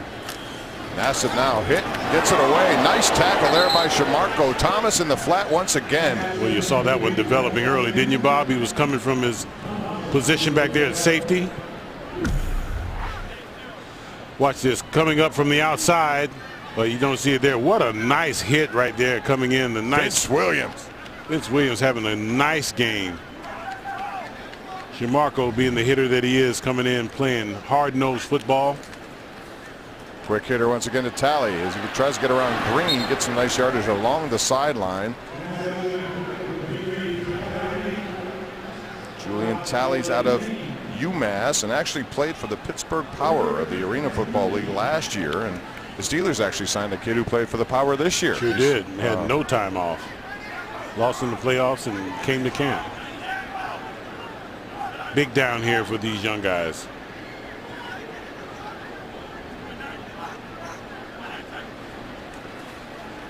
Here comes some pressure up the middle. And down the field it goes. Bryce McCain defensively was there. The fans would like a penalty. None called, as Marcus Harris was the intended receiver, but Bryce McCain was there to make the play for the Steelers. I can understand the groans, and there was some coaching on the other side over there. The Giants coaches, well, Coughlin is really not happy. He thinks it was a face guard. Bryce never did turn to try to make a play on the ball. It was a little bit of his back was to him. Looked like it may have been a face guard. Watch it right there. Never gets his back around and contact before the ball got there. Could have been a very legitimate interference call. Martavis Bryant is back deep. Steve Weatherford with the punt. And he won't get a chance here as this one bounces inside the 10 and is going to go out of bounds at about, they should mark it about the 8-yard line. We'll see where it's officially spotted. But the Steelers have a long way to go, right at the 9, and there is a flag down once again.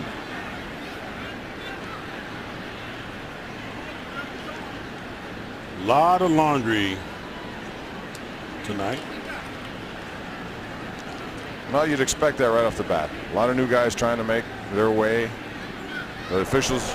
During the kick, holding number 55 of the receiving team. That penalty is enforced from the end of the kick, half the distance. First down. It's Arthur Moats. Timeout. Doesn't like that, but the officials are also trying to take advantage of the points of emphasis, you know, as Absolutely. the league has mandated. We'll be back. It's back inside their own 5-yard line now. I used to love that comic book when I was growing up. The Flash was awesome. DC Comics, I think. That's exactly what it is, DC Entertainment. And this is Jordan Hall up the middle trying to find some yardage. Not much opening there as the Giants defensive line wins that battle in the trenches.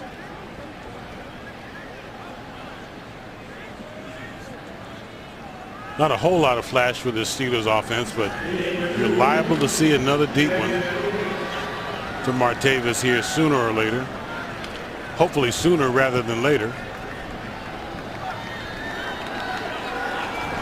Steelers having trouble getting lined up. Rob Blanchflower in the game. He was a 7th-round pick, big number 87, 6'4", 256 out of UMass. They like him. We'll see what he can do.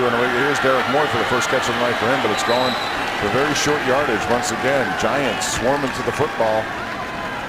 Derek Moore last year, he impressed us on the play. There was one play where it was an interception, I think, yes, of Landry Jones, and he ran down the guy from behind.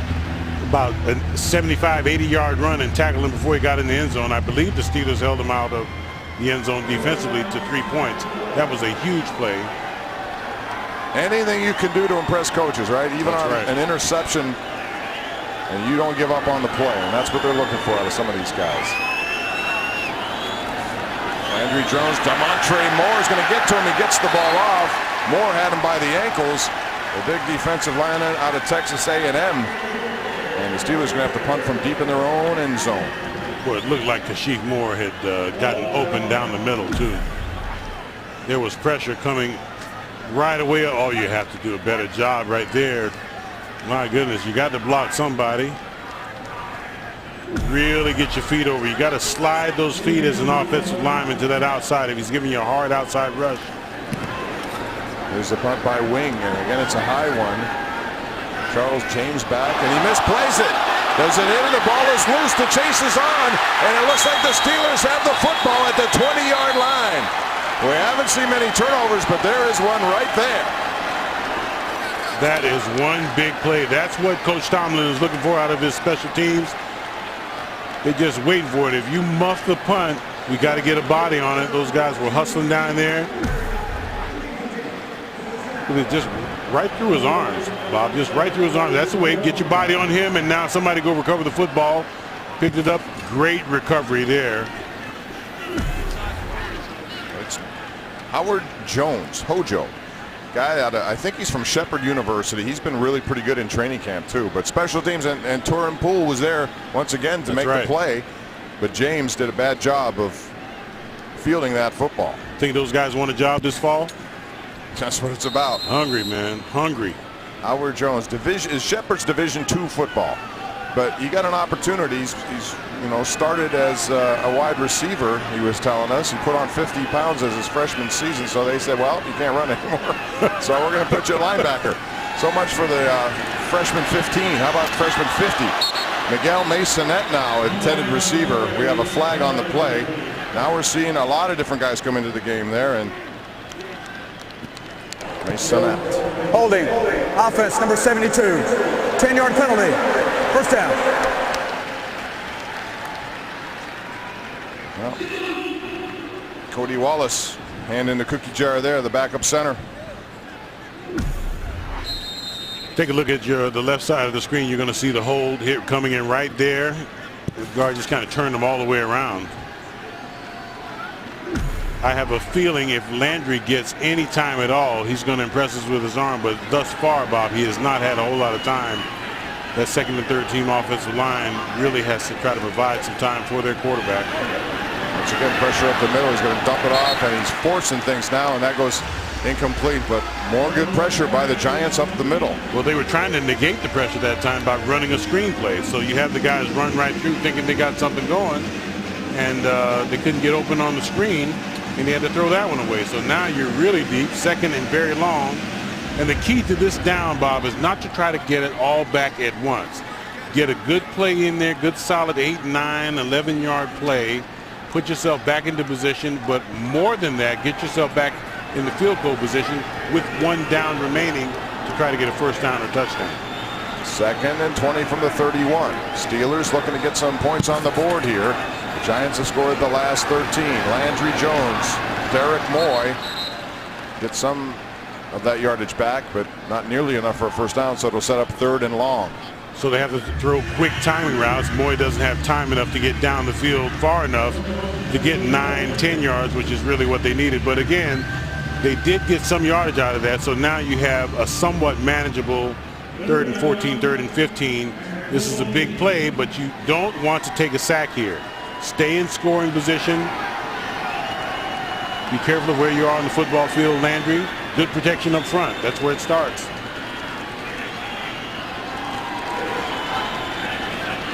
Jones now with the pressure coming, steps up, and he hits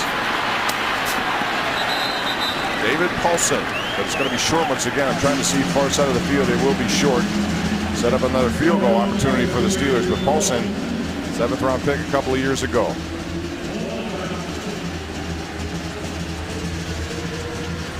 Paulson had a good play. You remember the play in the Green Bay game? Matt McBriar had a fake punt, and he went for 30 yards. Steelers, I think, won that game 38-31. But he was the recipient of the fake punt by McBriar last year. Preseason has made one, has missed one. This one is up, and this one is good. That's more like 38-yarder. So the Steelers get within one score, 13-6, with 6:14 remaining in this third quarter. Like to turn those into touchdowns, though, and make plays on third down. Hasn't happened so far tonight. Pompiani, Edmund Nelson, Jeff Frizella back with you. Steelers down 7 now. 37th annual Richard S. Caligiuri City of Pittsburgh Great Race is coming. Register today for the September 28th running of the Richard Caligiuri Great Race presented by Highmark Blue Cross Blue Shield. The 10K has reached its cap, but plenty of spots are available for the 5K run and fitness walk. For more information, visit rungreatrace.com. Be there. Should be an outstanding day. Sweesom, second field goal from 38 is up and good, so 2 for 3 tonight. He's accounted for the Steeler points. It's now 13-6, and back deep is Preston Parker. And Parker's going to take this one 2 yards deep and out. Parker not going to get back to the 20-yard line. Steelers special team stops him there, and that's the desired goal as their defense comes back on the field. We'll be back with more. 6:09 remaining, third quarter from New Jersey. 13-6 your score, and ladies and gentlemen, for 61 years now, KDKA and Children's Hospital of Pittsburgh and UPMC have partnered through the Free Care Fund to provide medical care to children regardless of their family's ability to pay. Last year, we helped raise $28,000 for children to receive care. Help us make sure every child receives care by texting FREE CARE to 50555 and make a one-time $5 donation to Children's Hospital. It'll make you feel good about doing it. You'll be helping a lot of families in need. Thank you in advance. Ryan Nassib remains in the game at quarterback. Henry Hynoski in the backfield. And Gaskins gets the ball up the middle. He gets away from Robert Golden, but not Vince Williams, who was there to make that play. A little breakdown in the defensive front. Across the front there, you have to hold your position. Look like big number 71, Josh Morrow. That caved down just a hair, opened up a cutback lane for the back. Hebron Fangupo is in that defensive line right now. You like saying that, don't you? I like, yeah. He beat out, you might remember, Alamea Teamu. Right. And now it's Daniel McCullers who's forcing him a little bit. We hope to see him a little later in the game. Nassib rolling to the right, firing down the field. It's out of bounds. Good coverage there by the Steelers once again, and it's Antoine Blake in coverage. I can't wait to see the big fella. 6'7", 352. And that's slimmed down 352, folks. It was once over 400. But well, he's not fat. I can tell you that right now. He is not fat at all. He's just a big man. We're talking about Daniel McCullers. 86 for the Giants. Mario Manningham back with them, second time. You know, he was a key performer in that Super Bowl win over New England with a big 38-yard reception and a game-winning drive out of Michigan. And then he went to San Francisco and tore up his knee and has been kind of ineffective. But he's back with the Giants, trying to latch on. Pressure by Morrow up the middle. He got a hand on that, or at least he got to Nassib. Nice play there by Josh Morrow. That's a great effort. Great effort up front.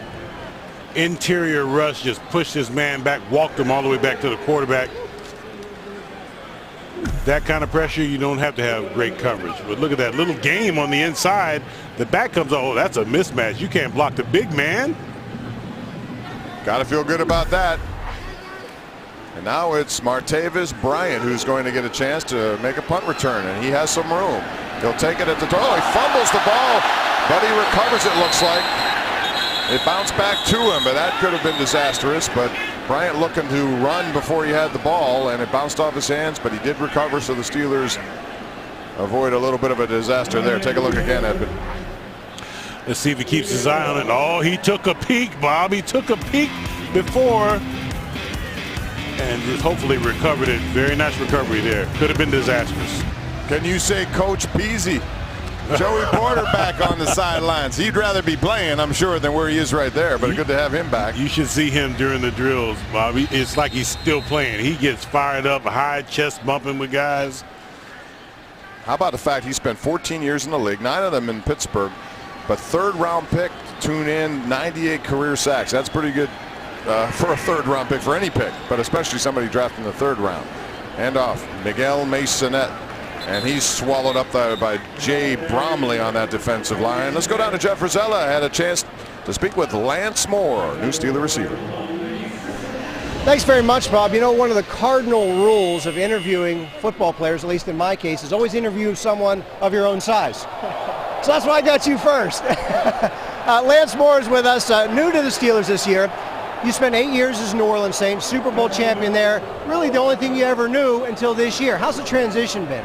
It's been good. It's been good. You know, in the offseason, it was a little bit slow and trying to get accustomed to everything. And, you know, now being in camp and you know, being with the guys, you know, throughout the day, every day, you know, it's starting to come along smoothly. You're a new guy on the team, but certainly not new to the NFL. Matter of fact, I think you're the oldest receiver on the roster as it stands right now. So you're one of the more experienced NFL players.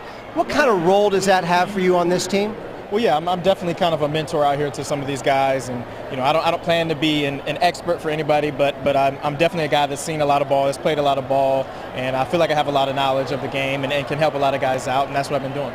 I'm not going to ask you to compare one to the other, but of course every quarterback is different unto themselves. Drew Brees, Ben Roethlisberger. What's different about Ben compared to Drew? Well, you know what? They're both great quarterbacks, but the thing that stands out to you that's obvious is the size of them, and being able to see Ben back there as opposed to not really being able to see Drew a lot of the times where the ball's just kind of coming out of nowhere, and that's been something that's kind of good and fun to me to try to adjust to, and hopefully it'll work out for us. Since you're new to Steeler Nation, I want to give people a little background about you. You're from Ohio originally, from Westerville, Ohio, which is a central part of the state. When you were growing up, don't tell me you were Bengals or Browns. No, I didn't really like either of them. My parents liked the Bengals and the Browns, and I really didn't mess with them. I like the 49ers. All right, well, we'll forgive that as well. As long as you're dancing the end zone a lot this year, Steeler Nation forgives all. Sounds good. Thanks very much, Lance. Appreciate it. Bob, back up to you. All right, Jeff, thanks. Lance Moore, really an accomplished guy who also went undrafted and played with Bruce Gradkowski at Toledo. Right. And in one of their championship games, championship, they beat Miami of Ohio. Ben Roethlisberger doesn't like to talk about that, I'm sure, but it was Gradkowski to Lance Moore, 3 out of 4 touchdowns. So They were roommates. How about what he said about Drew Brees versus Ben Roethlisberger? The size of the quarterback matters. Size doesn't matter, Bob. Oh, it matters. Just remember that. All right. Ryan Nassib still in the game. Drew Brees, by the way, a fantastic quarterback. Fantastic. Best thing that happened in New Orleans. Oh, there's no question. On and off the field, really. He has been just an ambassador for everyone down there, especially after the Katrina disaster. There's a running play to the outside. Michael Cox doesn't get much there. But yeah, and I really believe Lance Moore is going to help Ben Roethlisberger just because of his experience with Drew Brees. He's done that no huddle. I mean, they did it a large percentage of the time down there, and he was, 38 career touchdowns from Drew Brees. He knows how to do that.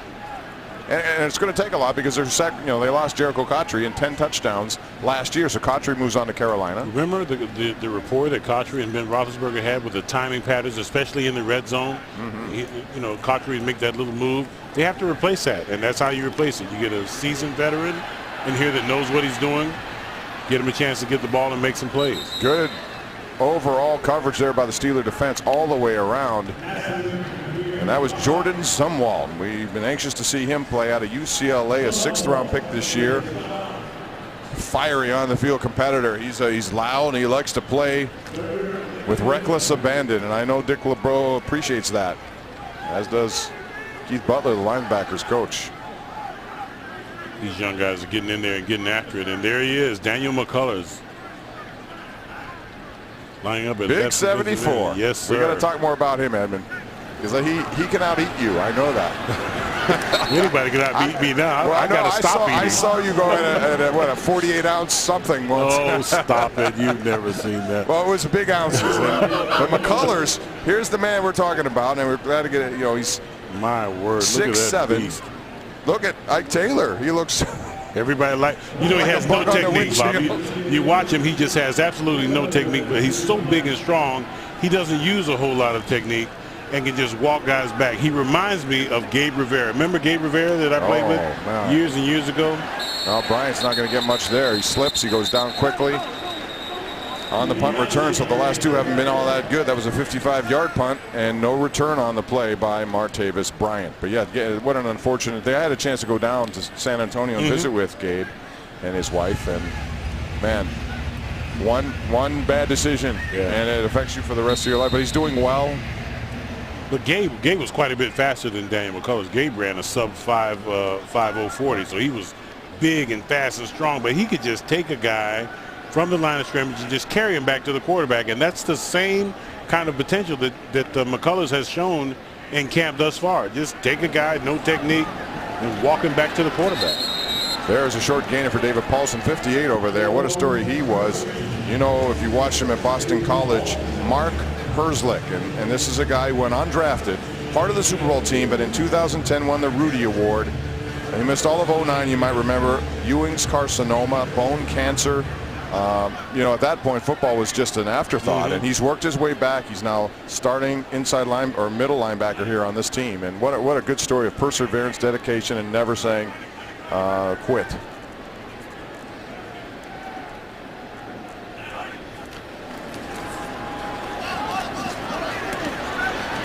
And a nice little turn up the field there by Miguel Masonette.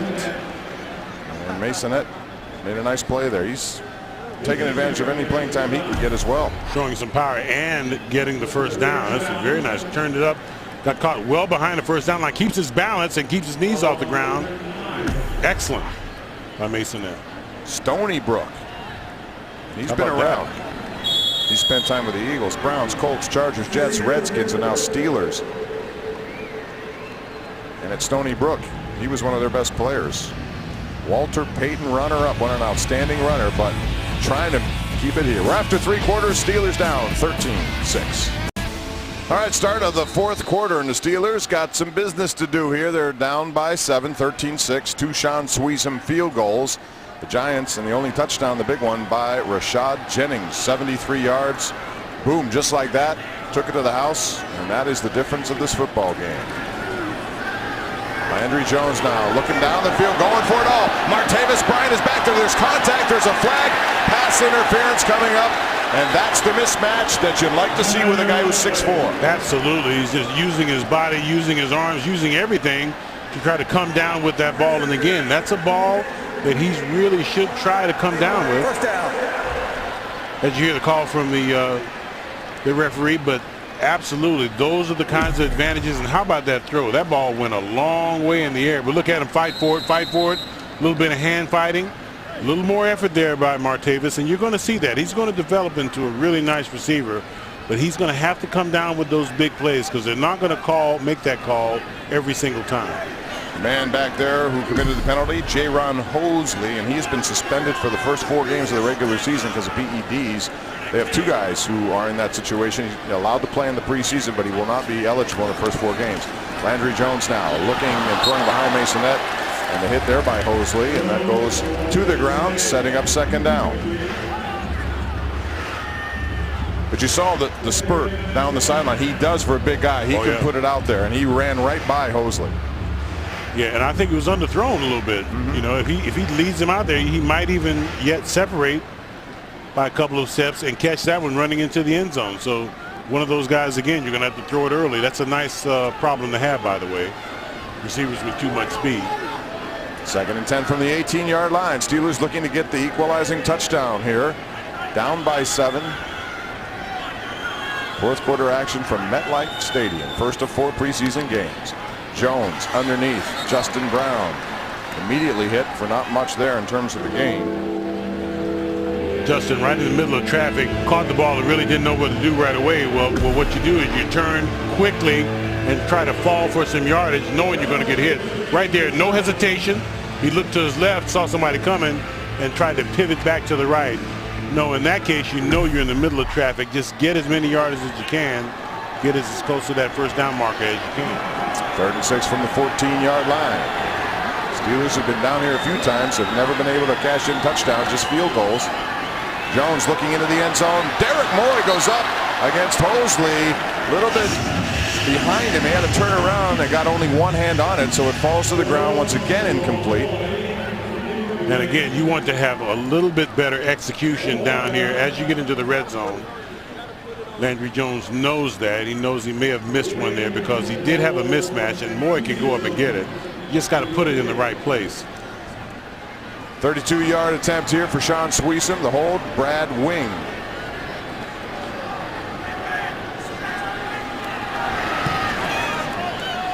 This kick is up and good. And Sweezum is now 3 of 4 tonight.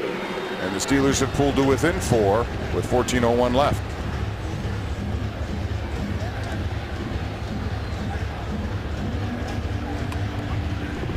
Steelers go back to work on defense when we return to New Jersey. All right, we're back. Steelers have pulled to within 4 here, 4th quarter. Scorpion features eccentric genius Walter O'Brien and his team of brilliant misfits at the last line of defense against complex high-tech threats. As Homeland Security's new think tank, O'Brien's Scorpion team includes an expert who can read people, a mechanical genius, and a statistics guru. It's Scorpion, September 22nd at 9. Make sure you tune in. Preston Parker now trying to get back to the 20 at least. Can't do it. Steelers special teams do a good job of shutting him down. And now the defense will go to work trying to get the ball back for a chance for the Steeler offense to do some damage on the scoreboard. Oh, and there's the big man again. McCullers going back in there. He has a nickname. It's Mount McCullers.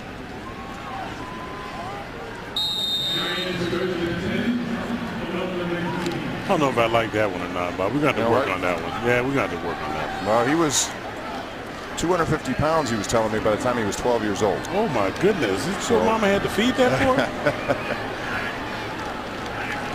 But he's shown to be athletic. He can dunk a basketball for sure. And here's Nassib. Down the field. Good defense right there by the Steelers. And that is Isaac Green from Fresno State making that play. Isaiah coming in there, timing that beautifully. Not much pressure. You need that pressure up the middle. McCullers, one of the things he needs to work on is extending the arms. So watch this timing. Coming up, Isaiah Green. Yeah, a little stumble by the receiver helped him get in there, but he had him covered like a blanket. There was no question about it. He was right there. But for a well-thrown ball, that could have been intercepted. Yeah, intended for Mario Manningham. Nice play by Green. There's the big man. There's the big man trying to. Oh, and everyone's jumping on the pile right now. You know, he will tell you that when he was in school, he used the term mess, that he used to eat a lot of junk food and everything. He needed some discipline in his life, so he went to Georgia Military College. And they would wake him up at 5 a.m. They would get him out doing whatever it is he had to do. And it said it really changed his life. He went back, got an opportunity in college, went to Tennessee, and he was a 6th-round pick this year. Biggest guy available in the draft, by the way. Yeah, one of the problems with guys that size is playing with great leverage. Even though you're that big, that's a big play right there. Nice hit there. It's that Jordan Zumwalt out of UCLA making a hit there on Michael Cox, who had a head of steam, but Zumwalt says, Watch Jordan Zumwalt come up late on this play, right? Coming over, nice play right there. Now Jordan has fallen behind 8 ball a little bit in that he's been injured early on. Just now trying to come back and get a little piece of this. Got a lot of linebackers competing for positions that he's playing at, so he has to really work at getting back into the fray. And that's one way to do it, make some big hits like that.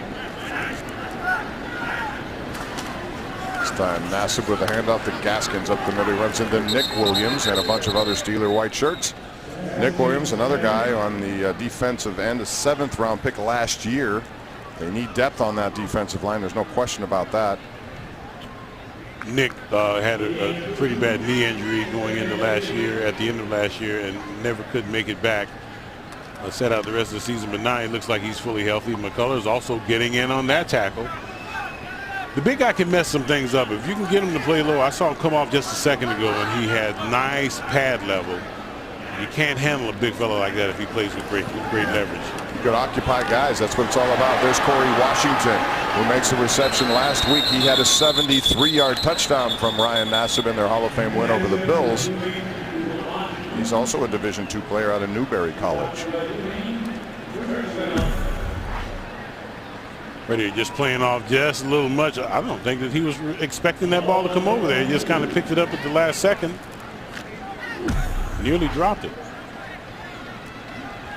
Showing good hands. Steelers defense, the young guys have to get off the field. This is first down now. They need to make a stand here, get the offense back the ball. They have a chance to win this game with a couple more possessions. 1st and 10 from the 42-yard line. New York nursing a 13-9 lead. Up the middle goes Gaskins, and again Nick Williams, Zumwalt, and others involved in that tackle. Short yardage. We expected kind of a sloppy game, and I think we pretty much got that tonight. Yeah, more sloppy with the Giants as far as the flags are concerned, but yes, not very sharp execution. I was very impressed with the Steelers in their first couple of drives offensively, with Ben Roethlisberger at the helm. The offensive line looks much improved. Hopefully Foster can get back with great health. Well, we'll see more of them next week in the second preseason game against the Bills. And there's a drop over there by Adrian Robinson. You know, they have an offensive coordinator who wants to use the tight end quite a bit, but there are not a lot of healthy tight ends right now. 2 of them are out with injury, Fells and Grimble, and now Kellen Davis was brought here. They don't have a lot of options. Then Adrian goes all the way down to 5th on that depth chart of tight ends for the New York Giants. So every opportunity he gets, he needs to haul those passes in. That was a catchable ball. And he was a 4th-round pick a couple of years ago, so they expect bigger things from him, and they so far have not seen that. 3rd and long, big down. And here comes the pressure somewhat off the middle, and it almost is picked off there. But what is it, a live ball? The Steelers pick it up. The Giants stopped on the play, and there it goes. Howard Jones picks it up. No whistles. The Giants thought the play was dead. Quite frankly, I thought we did too. And Vic So'oto, it looks like the got his hand linebacker on the right ball. out of BYU, and then it sets up Howard Jones, the undrafted Division II Was it player. a lateral or was it a fumble? Let's take a look at it here and see. If you watch the pass, it was deemed a lateral. He got his hand on it, but it was a lateral. That's a live football, folks. Get on it and score. You see the referee not saying a word, didn't blow his whistle, nothing. That's a live ball. Probably will be replayed. We expect that, in fact. Yeah, you know, from where we are, we couldn't tell because we're at a different angle. It looked like just an incomplete pass, and the Giants stopped as well. Yeah, when we get the replay, what you want to do is try to watch the yard lines and see if that ball has any chance of going forward at all. We have the replay right here. Now keep an eye on it. You see the quarterback, at best he threw it exactly lateral. It looked like he threw it maybe a half a yard behind him, and I think that's the proper call, Bob. Yeah. We'll see what Tom Coughlin sees during this break. Steelers and Howard Jones temporarily have the lead. Under the hood.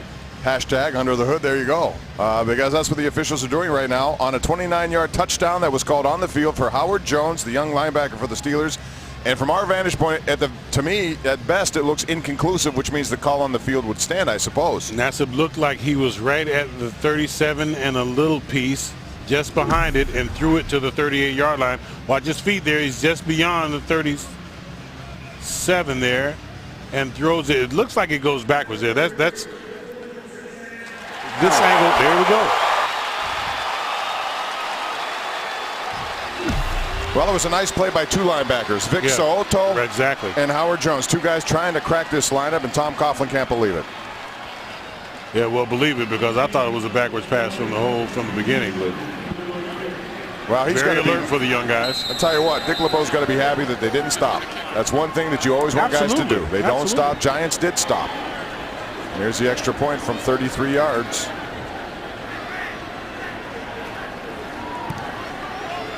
And this one is right down the middle. So the Steelers down on a turnover, and a big one. They took advantage of the last one.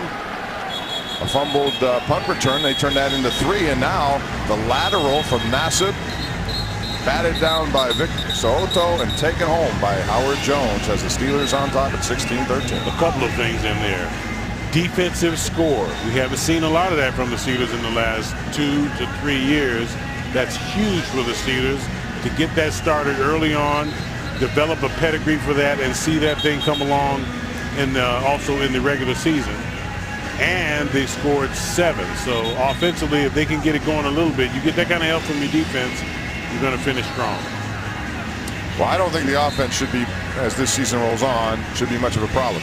Todd Haley, he's got a lot of weapons there, and I think they're very excited about utilizing them in that no huddle when they employ it in the regular season. But, you know, it's good to see defensive points. You're right. It was absolutely short supply. And I think Todd Haley is his only concern, if any. He has the weapons. He just needs his offensive line to stay healthy and develop into a cohesive and very productive unit. If he can do that, if the offensive line can do that, and I think they're well on their way with Coach Munchak here in Pittsburgh now, I think they're going to be an offense to reckon with. All right, 10-16 remaining. That was the first Steeler touchdown of the night. It's been Sean Sweesum, 3 out of 4 field goals, and now a Howard Jones 28-yard return on a lateral, and the Steelers have the lead. Parker downs it in the end zone, so the Giants will have it 1st and 10 from their own 20-yard line.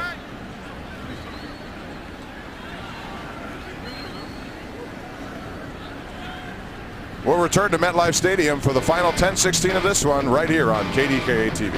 All right, we're back.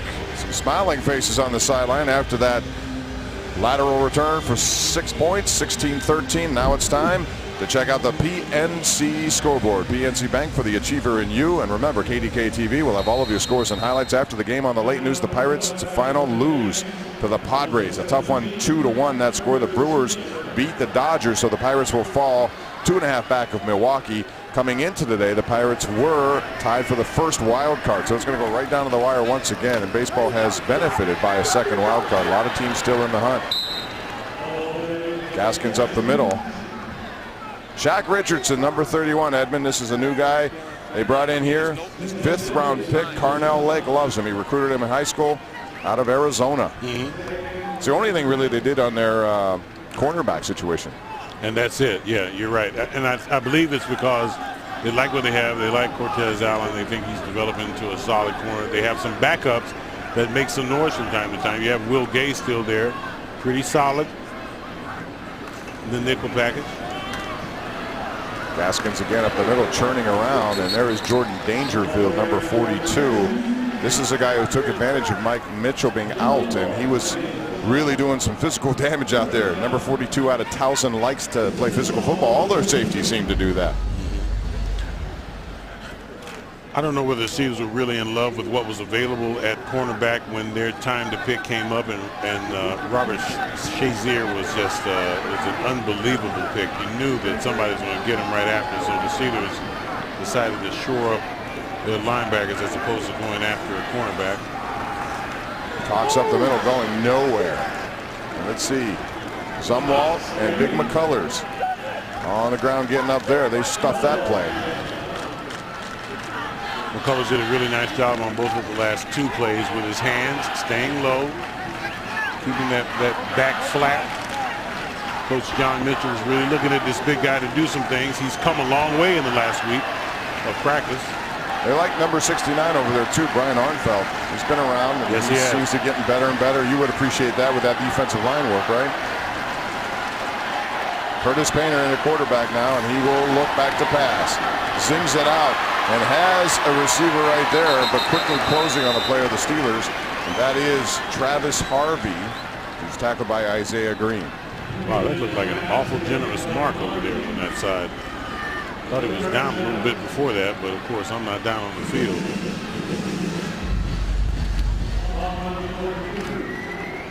Ball almost came loose too.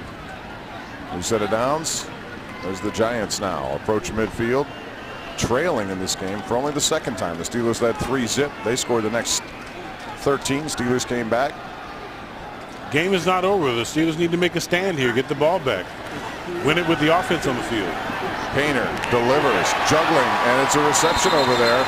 Once again, before it went out of bounds, it's Corey Washington who made that play. They'll give him to him very close to first down yardage, and it is a first down as they move the chains into Steeler territory. The lob pattern just back there. Oh, got him turned and then came out of his break. Very nice. Stopped on the dime. Forced the play out of the corner, made him turn his shoulders, and then stopped. Little stop right, little curl route. Curtis Painter out of Purdue, a 6th round pick from Indianapolis. A longtime backup for Peyton Manning. Now here is with Eli Manning. That's another first down throw as he puts it right on the money to Travis Harvey. And all of a sudden the Giants have found their rhythm on offense. Yep, too easy, way too easy. Can't allow those throws in there. And what you have to do as a defensive lineman when you're coming up against throws like that is a couple of steps. You know it's a timing pattern, and get your hands up. Keep your eyes on the quarterback, force your way in a couple of steps, and get your hands up to narrow those throwing lanes. Ball on the 36-yard line. 3 points separate the Steelers from the Giants. Painter again delivers. It's Harvey, spins away from Dangerfield. But he's finally caught there by the Steelers and Dan Moles. 6 yards on that one, Edmund. Really good drive here by the Giants, coming out of the shadow of their own goalposts and now sustaining a drive.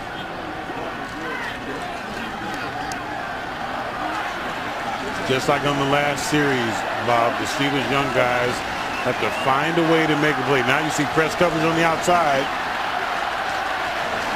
It won't be an easy throw on this one, guaranteed. He has a clean pocket. Painter has a man.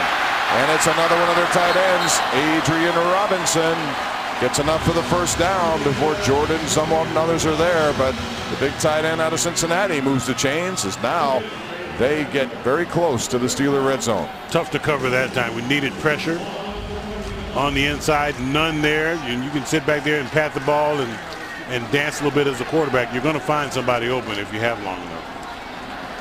Once again, 3 wides. Painter, the veteran, he's been around for a long time.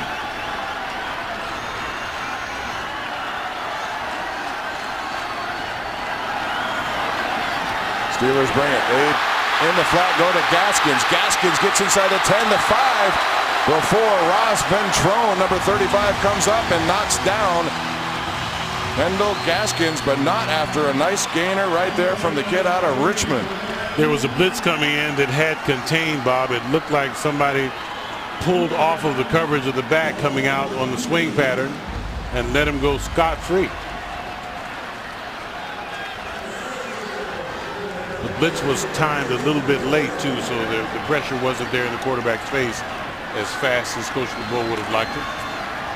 There's a new tight end over there, and they like their tight ends. Robinson along with Jerome Cunningham, who hasn't played football in a couple of years. They just signed him. Handoff up the middle goes to Cox. Not much there as the Steelers. Nick Williams along with others. Dangerfield bottom of the pile. Moles. Steeler defense trying to get stingy right here and at least give a field goal attempt. Yeah, this is a great drive to get on film with the young guys. Notice they have the mass substitution. They're going into their goal line defense. You want to see these short yardage and goal line situations on film to make sure that your young guys understand exactly what you're trying to get established. And that is penetration. Watch out for the quick pass here, the fake run and the play action, and all of a sudden Mike Tomlin calls a timeout. He went down the field, was not liking what he saw out there.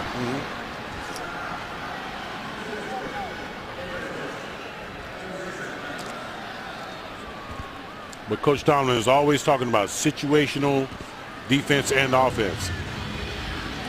We'll take a break and see if the Steelers can stop Big Blue knocking on the door at MetLife Stadium. 15-13 score. A program note for you. Stalker stars Maggie Q and Dylan McDermott. That's coming up this fall. Wednesday, October the 1st at 10 p.m. Stalker premieres on CBS. So far this New York drive is 10 plays, 77 yards. Curtis Painter has been flawless, 6 of 6 for 66 yards.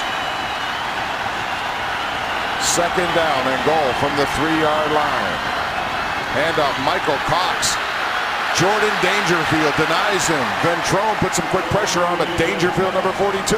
Ventrone was coming hard off the defensive right side. Forced that play, got picked up, or else he would have made a big play in the backfield. But the Steelers pursuit, watch him coming in at the top of your screen, left side of your screen, gets picked off by his own guy, but that's a nice job.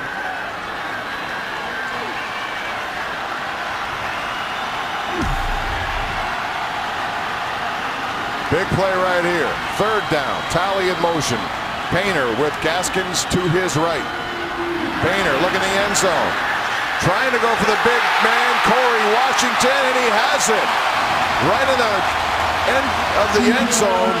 A little fade pattern. Isaiah Green was in coverage, but Washington, who scored last week on a 73-yard hookup, scores right here on a 3rd and 3. Just a perfect throw. This is what you want to do, throw it to the outside shoulder. I mean, just with room to spare, he just drops it in there like he's throwing it into the trash bucket drill that you see our quarterbacks working on in camp all the time. That's exactly what that throw is. Perfect execution. Painter doing a nice job on that nice long drive off of their 20-yard line. Yeah, 12 plays. 7 of 7 was Curtis Painter, and a beautiful throw there to Corey Washington out of Newberry College, who's making a name for himself. Not many positions open, but when you're undrafted, you'll do anything, and he has been terrific in 2 games so far this preseason. Yes, he has. By the way, Bob, Jordan Dangerfield has made a couple of plays here lately. Just one great play there on the goal line. I mean, he looks like he's a hitter. Wants to come from that safety position and make his presence felt. Extra point from 33 yards away is up and good. Josh Brown knocks it through, and so we have a 4-point game now with 2:50 left here in the fourth quarter. The Giants, after surrendering the lead on a 28-yard touchdown by Steeler linebacker Howard Jones, come right back and answer in a beautiful drive. 12 plays, and they now lead again by 4. And now the Steelers have to return in kind. They have a chance to win this game, and they get to go into their 2-minute offense. 2 minutes, 50 seconds left on the clock. This is a great time to get this also on film. Good coaching points are going to come out of this, especially if they can sustain a drive and maybe get down there and have an opportunity to get it in the end zone. Steelers, by the way, in case you're wondering, do carry 4 quarterbacks right now. Brendan Kay, for those Pitt fans who used to watch Big East football, he played for Cincinnati. We'll unlikely see him in this preseason. He's had a lot of knee surgeries. He was granted a 6-year eligibility. But he's on the roster mostly, I think, for training camp repetitions. But so far it's been Roethlisberger 1 series tonight. Gradkowski played a good portion of this game, and then Landry Jones. Josh Brown will kick off. The Steelers need some room here, and it's Jordan Hall back to take this kickoff, and he'd like nothing more than give it a shot, give it a return. But so far, the Giants have done a good job kicking the ball out of the end zone.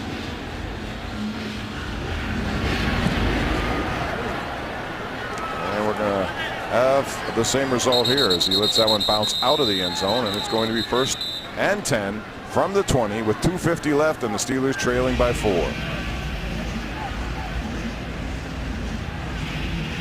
So every little piece of adversity gives someone an opportunity, and here's an opportunity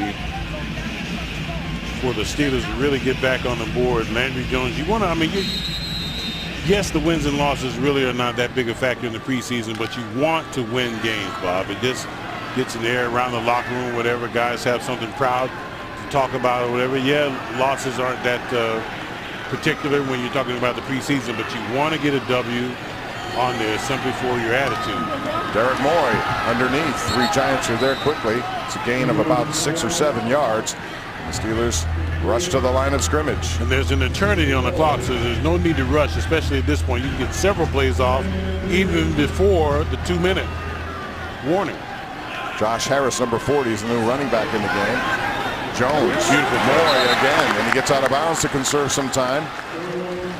Nothing like the prevent defense to let you march right down the field, is there? Well, in this case, they have a 4-point lead, so they're not so much worried about field goals. They just want to keep them out of the end zone. So, and everyone does it. Everybody does it. Everybody does it. You're not a big fan of it, are you? Well, I call it the allowed defense. They try to, what are they preventing exactly? You know, marching down the field in big chunks. And that was a pretty big chunk right there. Yeah, most teams get a shot at the end zone, which is, I guess, all you would want at this opportunity. New running back in, Jawan Jamison out of Rutgers. So this is his old stomping grounds here, number 44. He's having a good camp. He's in there for his blocking skills. Andrew Jones going down the sidelines, and he overthrows his intended receiver, Martavis Bryant. Good coverage by Ross Weaver for the Giants. Another strong arm throw. Maybe a little bit early to try that in the drive. You haven't even gotten to the 2-minute drill yet, and you still want to move the chains down the field methodically for a little bit because you have plenty of time on the clock. 2 minutes, 19 seconds. 2nd and 10 from the 41-yard line. Steelers trailing by 4. Need a touchdown. The only one tonight was a defensive score by Howard Jones. Landry Jones steps up, fires, overthrows, almost intercepted there. It was Derek Moy, the intended receiver. And it was nearly picked off there by the Giant defense. Looked like a catchable football. Let's see what it has. He has lots of time, steps up in the pocket beautifully. Ball's right there. That ball looked like it should have been caught. Derek Moy needs to explode those eyes back, get ready to receive that ball. Ball's coming to him. Right there, kind of like it looked like it snuck up on him a little bit. C.J. Barnett was the man who could have had that interception. It kind of kicked off his hands and legs. So now it's a big 3rd down. Jones dropping back, feeling some pressure, stepping up, and he's going to get swallowed. The ball comes out, and the ball is going to be recovered by the Steelers. It's going to be well short of a first down, but it could have been possession for the Giants. And it will be instead of 4th down, which gives the Steelers still an opportunity, and there's a flag down. Looks like it's going to be defensive holding as well.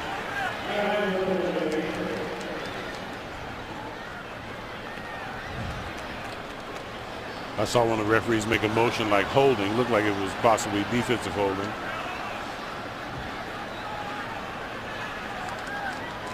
Good pressure there at the end of that play by the Giants, and it forced the ball to come loose. Well, I mean, you know you're behind. You're in 4-down territory. You have to either go for it and get the first down or score. Holding.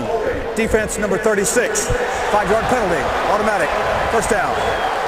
That was detrimental on both sides. The defensive holding call keeps the drive alive, of course.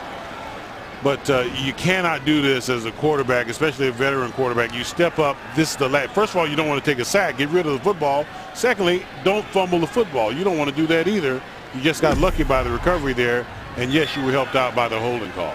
Yeah, and that holding call was on Bennett Jackson, who was a 6th-round pick this year out of Notre Dame, and it was Everett Dawkins who almost came up with it. It wouldn't have mattered, as it turns out. The Steelers are in business with 2 minutes left in this football game. Back live, MetLife Stadium. Bob Pompiani, Edmund Nelson in the booth. Jeff Frisella down on the field, and the Steelers trail by 4 with 2 minutes left in this football game. A good opportunity in this 2-minute drill to see Landry Jones at work with Todd Haley. All the quarterbacks there, Roethlisberger, Gronkowski, and Landry Jones getting together. Roethlisberger, in case you just joined us, played only 1 series. He hit Tree Archer on a 46-yarder that set up Sean Sweesum. Sweesum has 3 field goals in this game. The only Steeler points on a defensive turnover. Touchdown by Howard Jones. Knocked down linebacker Vic Seolto. Knocked down what was a lateral. Jones alertly picked up. The Giants stopped on the play. But then it was Painter engineering a 12-play drive for a touchdown to Corey Washington. And now Landry Jones being pursued, hit on the legs as he delivers, but it goes to Harris for a short gainer. Coach Haley and Landry Jones getting together. Coach Haley trying to impress upon him. All right, no more turnovers. Take care of the football, and let's matriculate this thing down the field here. 2nd and 6 from the 46. Landry Jones avoids the pressure, gives it to Harris, who has a case of butterfingers there. In and out, and he drops it. Would have had first down yardage. He had to have and drop that ball about 5 times in about 3 steps. You have to reel that one in. Let's see what we have here. Comes out, runs a little delay route. He's a safety valve. Gets it. He has it. He doesn't have it. He has it. He doesn't have it. He has it. Oh, he doesn't have it. Where'd that thing go? And he had some real estate too. That would have been a new set of downs for the Steelers. As it is, it's 3rd and 6 from the 46. 1:30 left. Trailing by 4.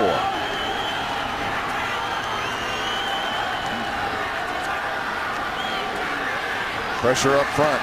Jones again steps up, and this one, Martavis Bryant had it, dropped it, and another unforced error. He had a fumble on a punt return earlier that he recovered. Yeah, catch the football. You have to catch the football in times like these.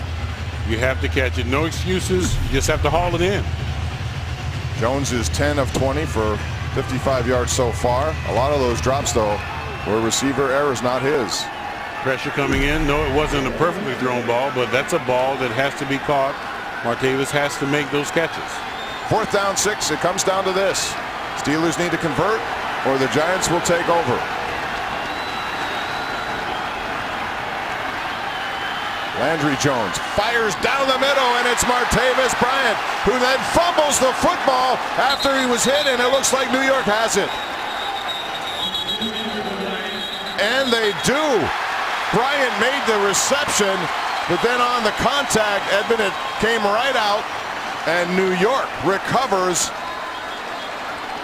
and ends the Steeler threat. Young fella trying to make a play, getting up. He was down. Stay down. You got the first down. You have 1:14, a long time on the clock. Stay down, let him tap on you the down. field is a fumble recovery by the Giants. First down. That's just a huge play for the Giants because they really needed. The Steelers were marching. This is a big play. Watch this, Bob.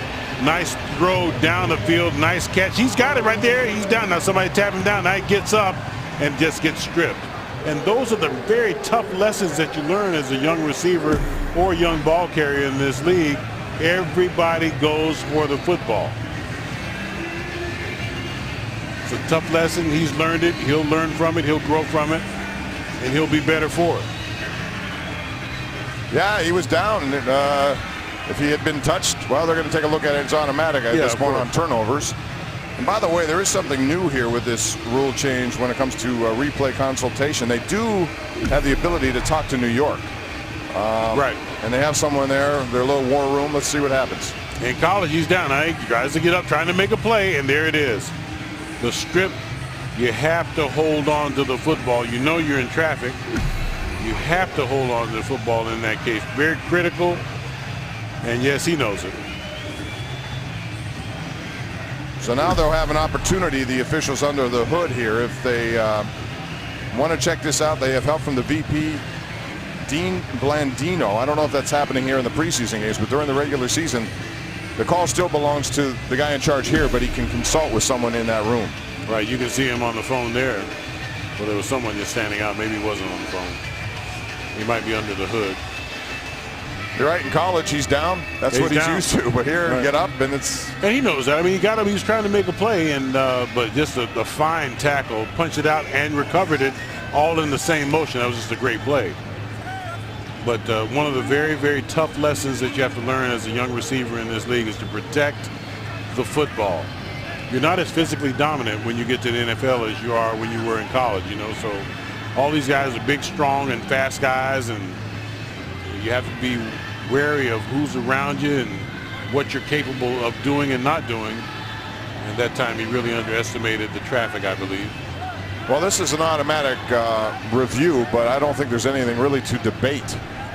No, he was not tapped down. That's what they're going to review. Was he, when he was down, was he touched? That way it would have been down by contact. But he got up, and he had already established being up, and we're going to get the call here in a few seconds. After further review, the ruling on the field stands. First down, Giants. So Brian has his head down. Again, a learning experience is sometimes the best things. When you go through it, you face the adversity and you learn. Yeah, just a fine catch, makes a catch in traffic. Thought he was going to get hit, but he didn't. Has the football there, but look at that play by number 43, just punching the ball out as he's making the tackle. C.J. Bennett was the man who did it.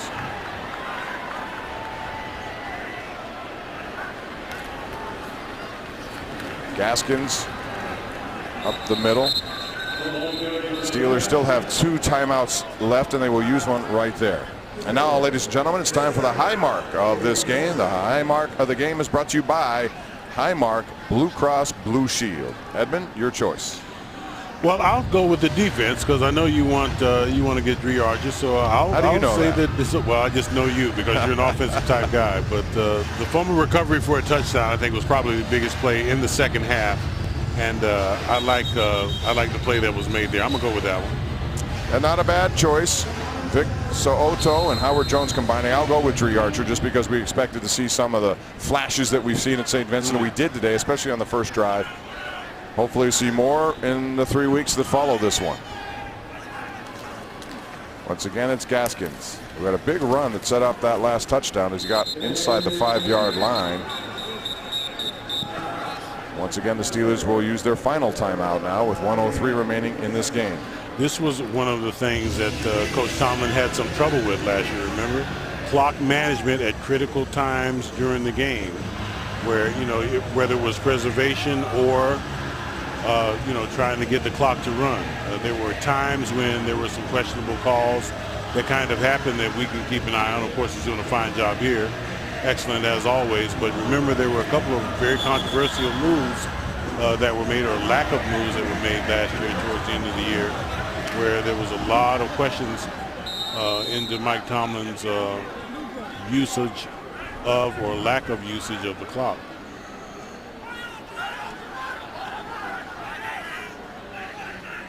Steelers now looking to try to force something to happen there. And there's Arnfeld who tried to strip the ball away. Gaskins gets away from him. Ventrone finally gets him, but it's a first down which will seal the deal for the New York Giants. Yeah, Armfield, great penetration, but you can't arm tackle these big backs. You got to wrap them up. Had a chance to make a really big play, and possibly maybe hold them up and try to punch the ball out yourself. Once again, the officials are talking about something. Actually, an injured Giant over there walking off the field.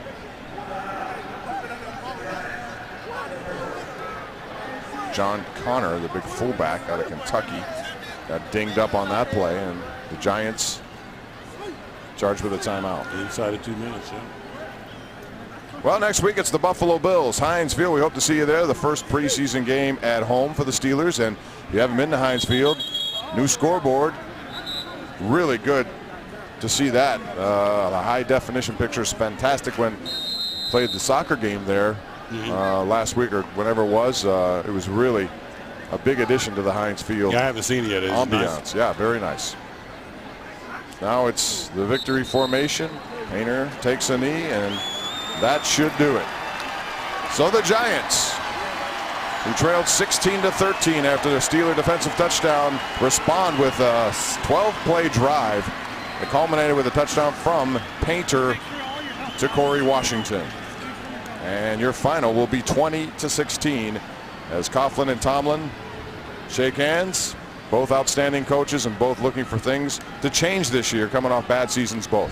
Lots of good stuff from the young players, lots of good situational football that Mike Tomlin, is going to use to teach and try to mold his young players into the type of players that are going to go into the regular season and fight. All right, that's your final, 20-16. The Giants beat the Steelers. We'll be back to wrap up this broadcast and present the Extra Point right here on KDKA TV.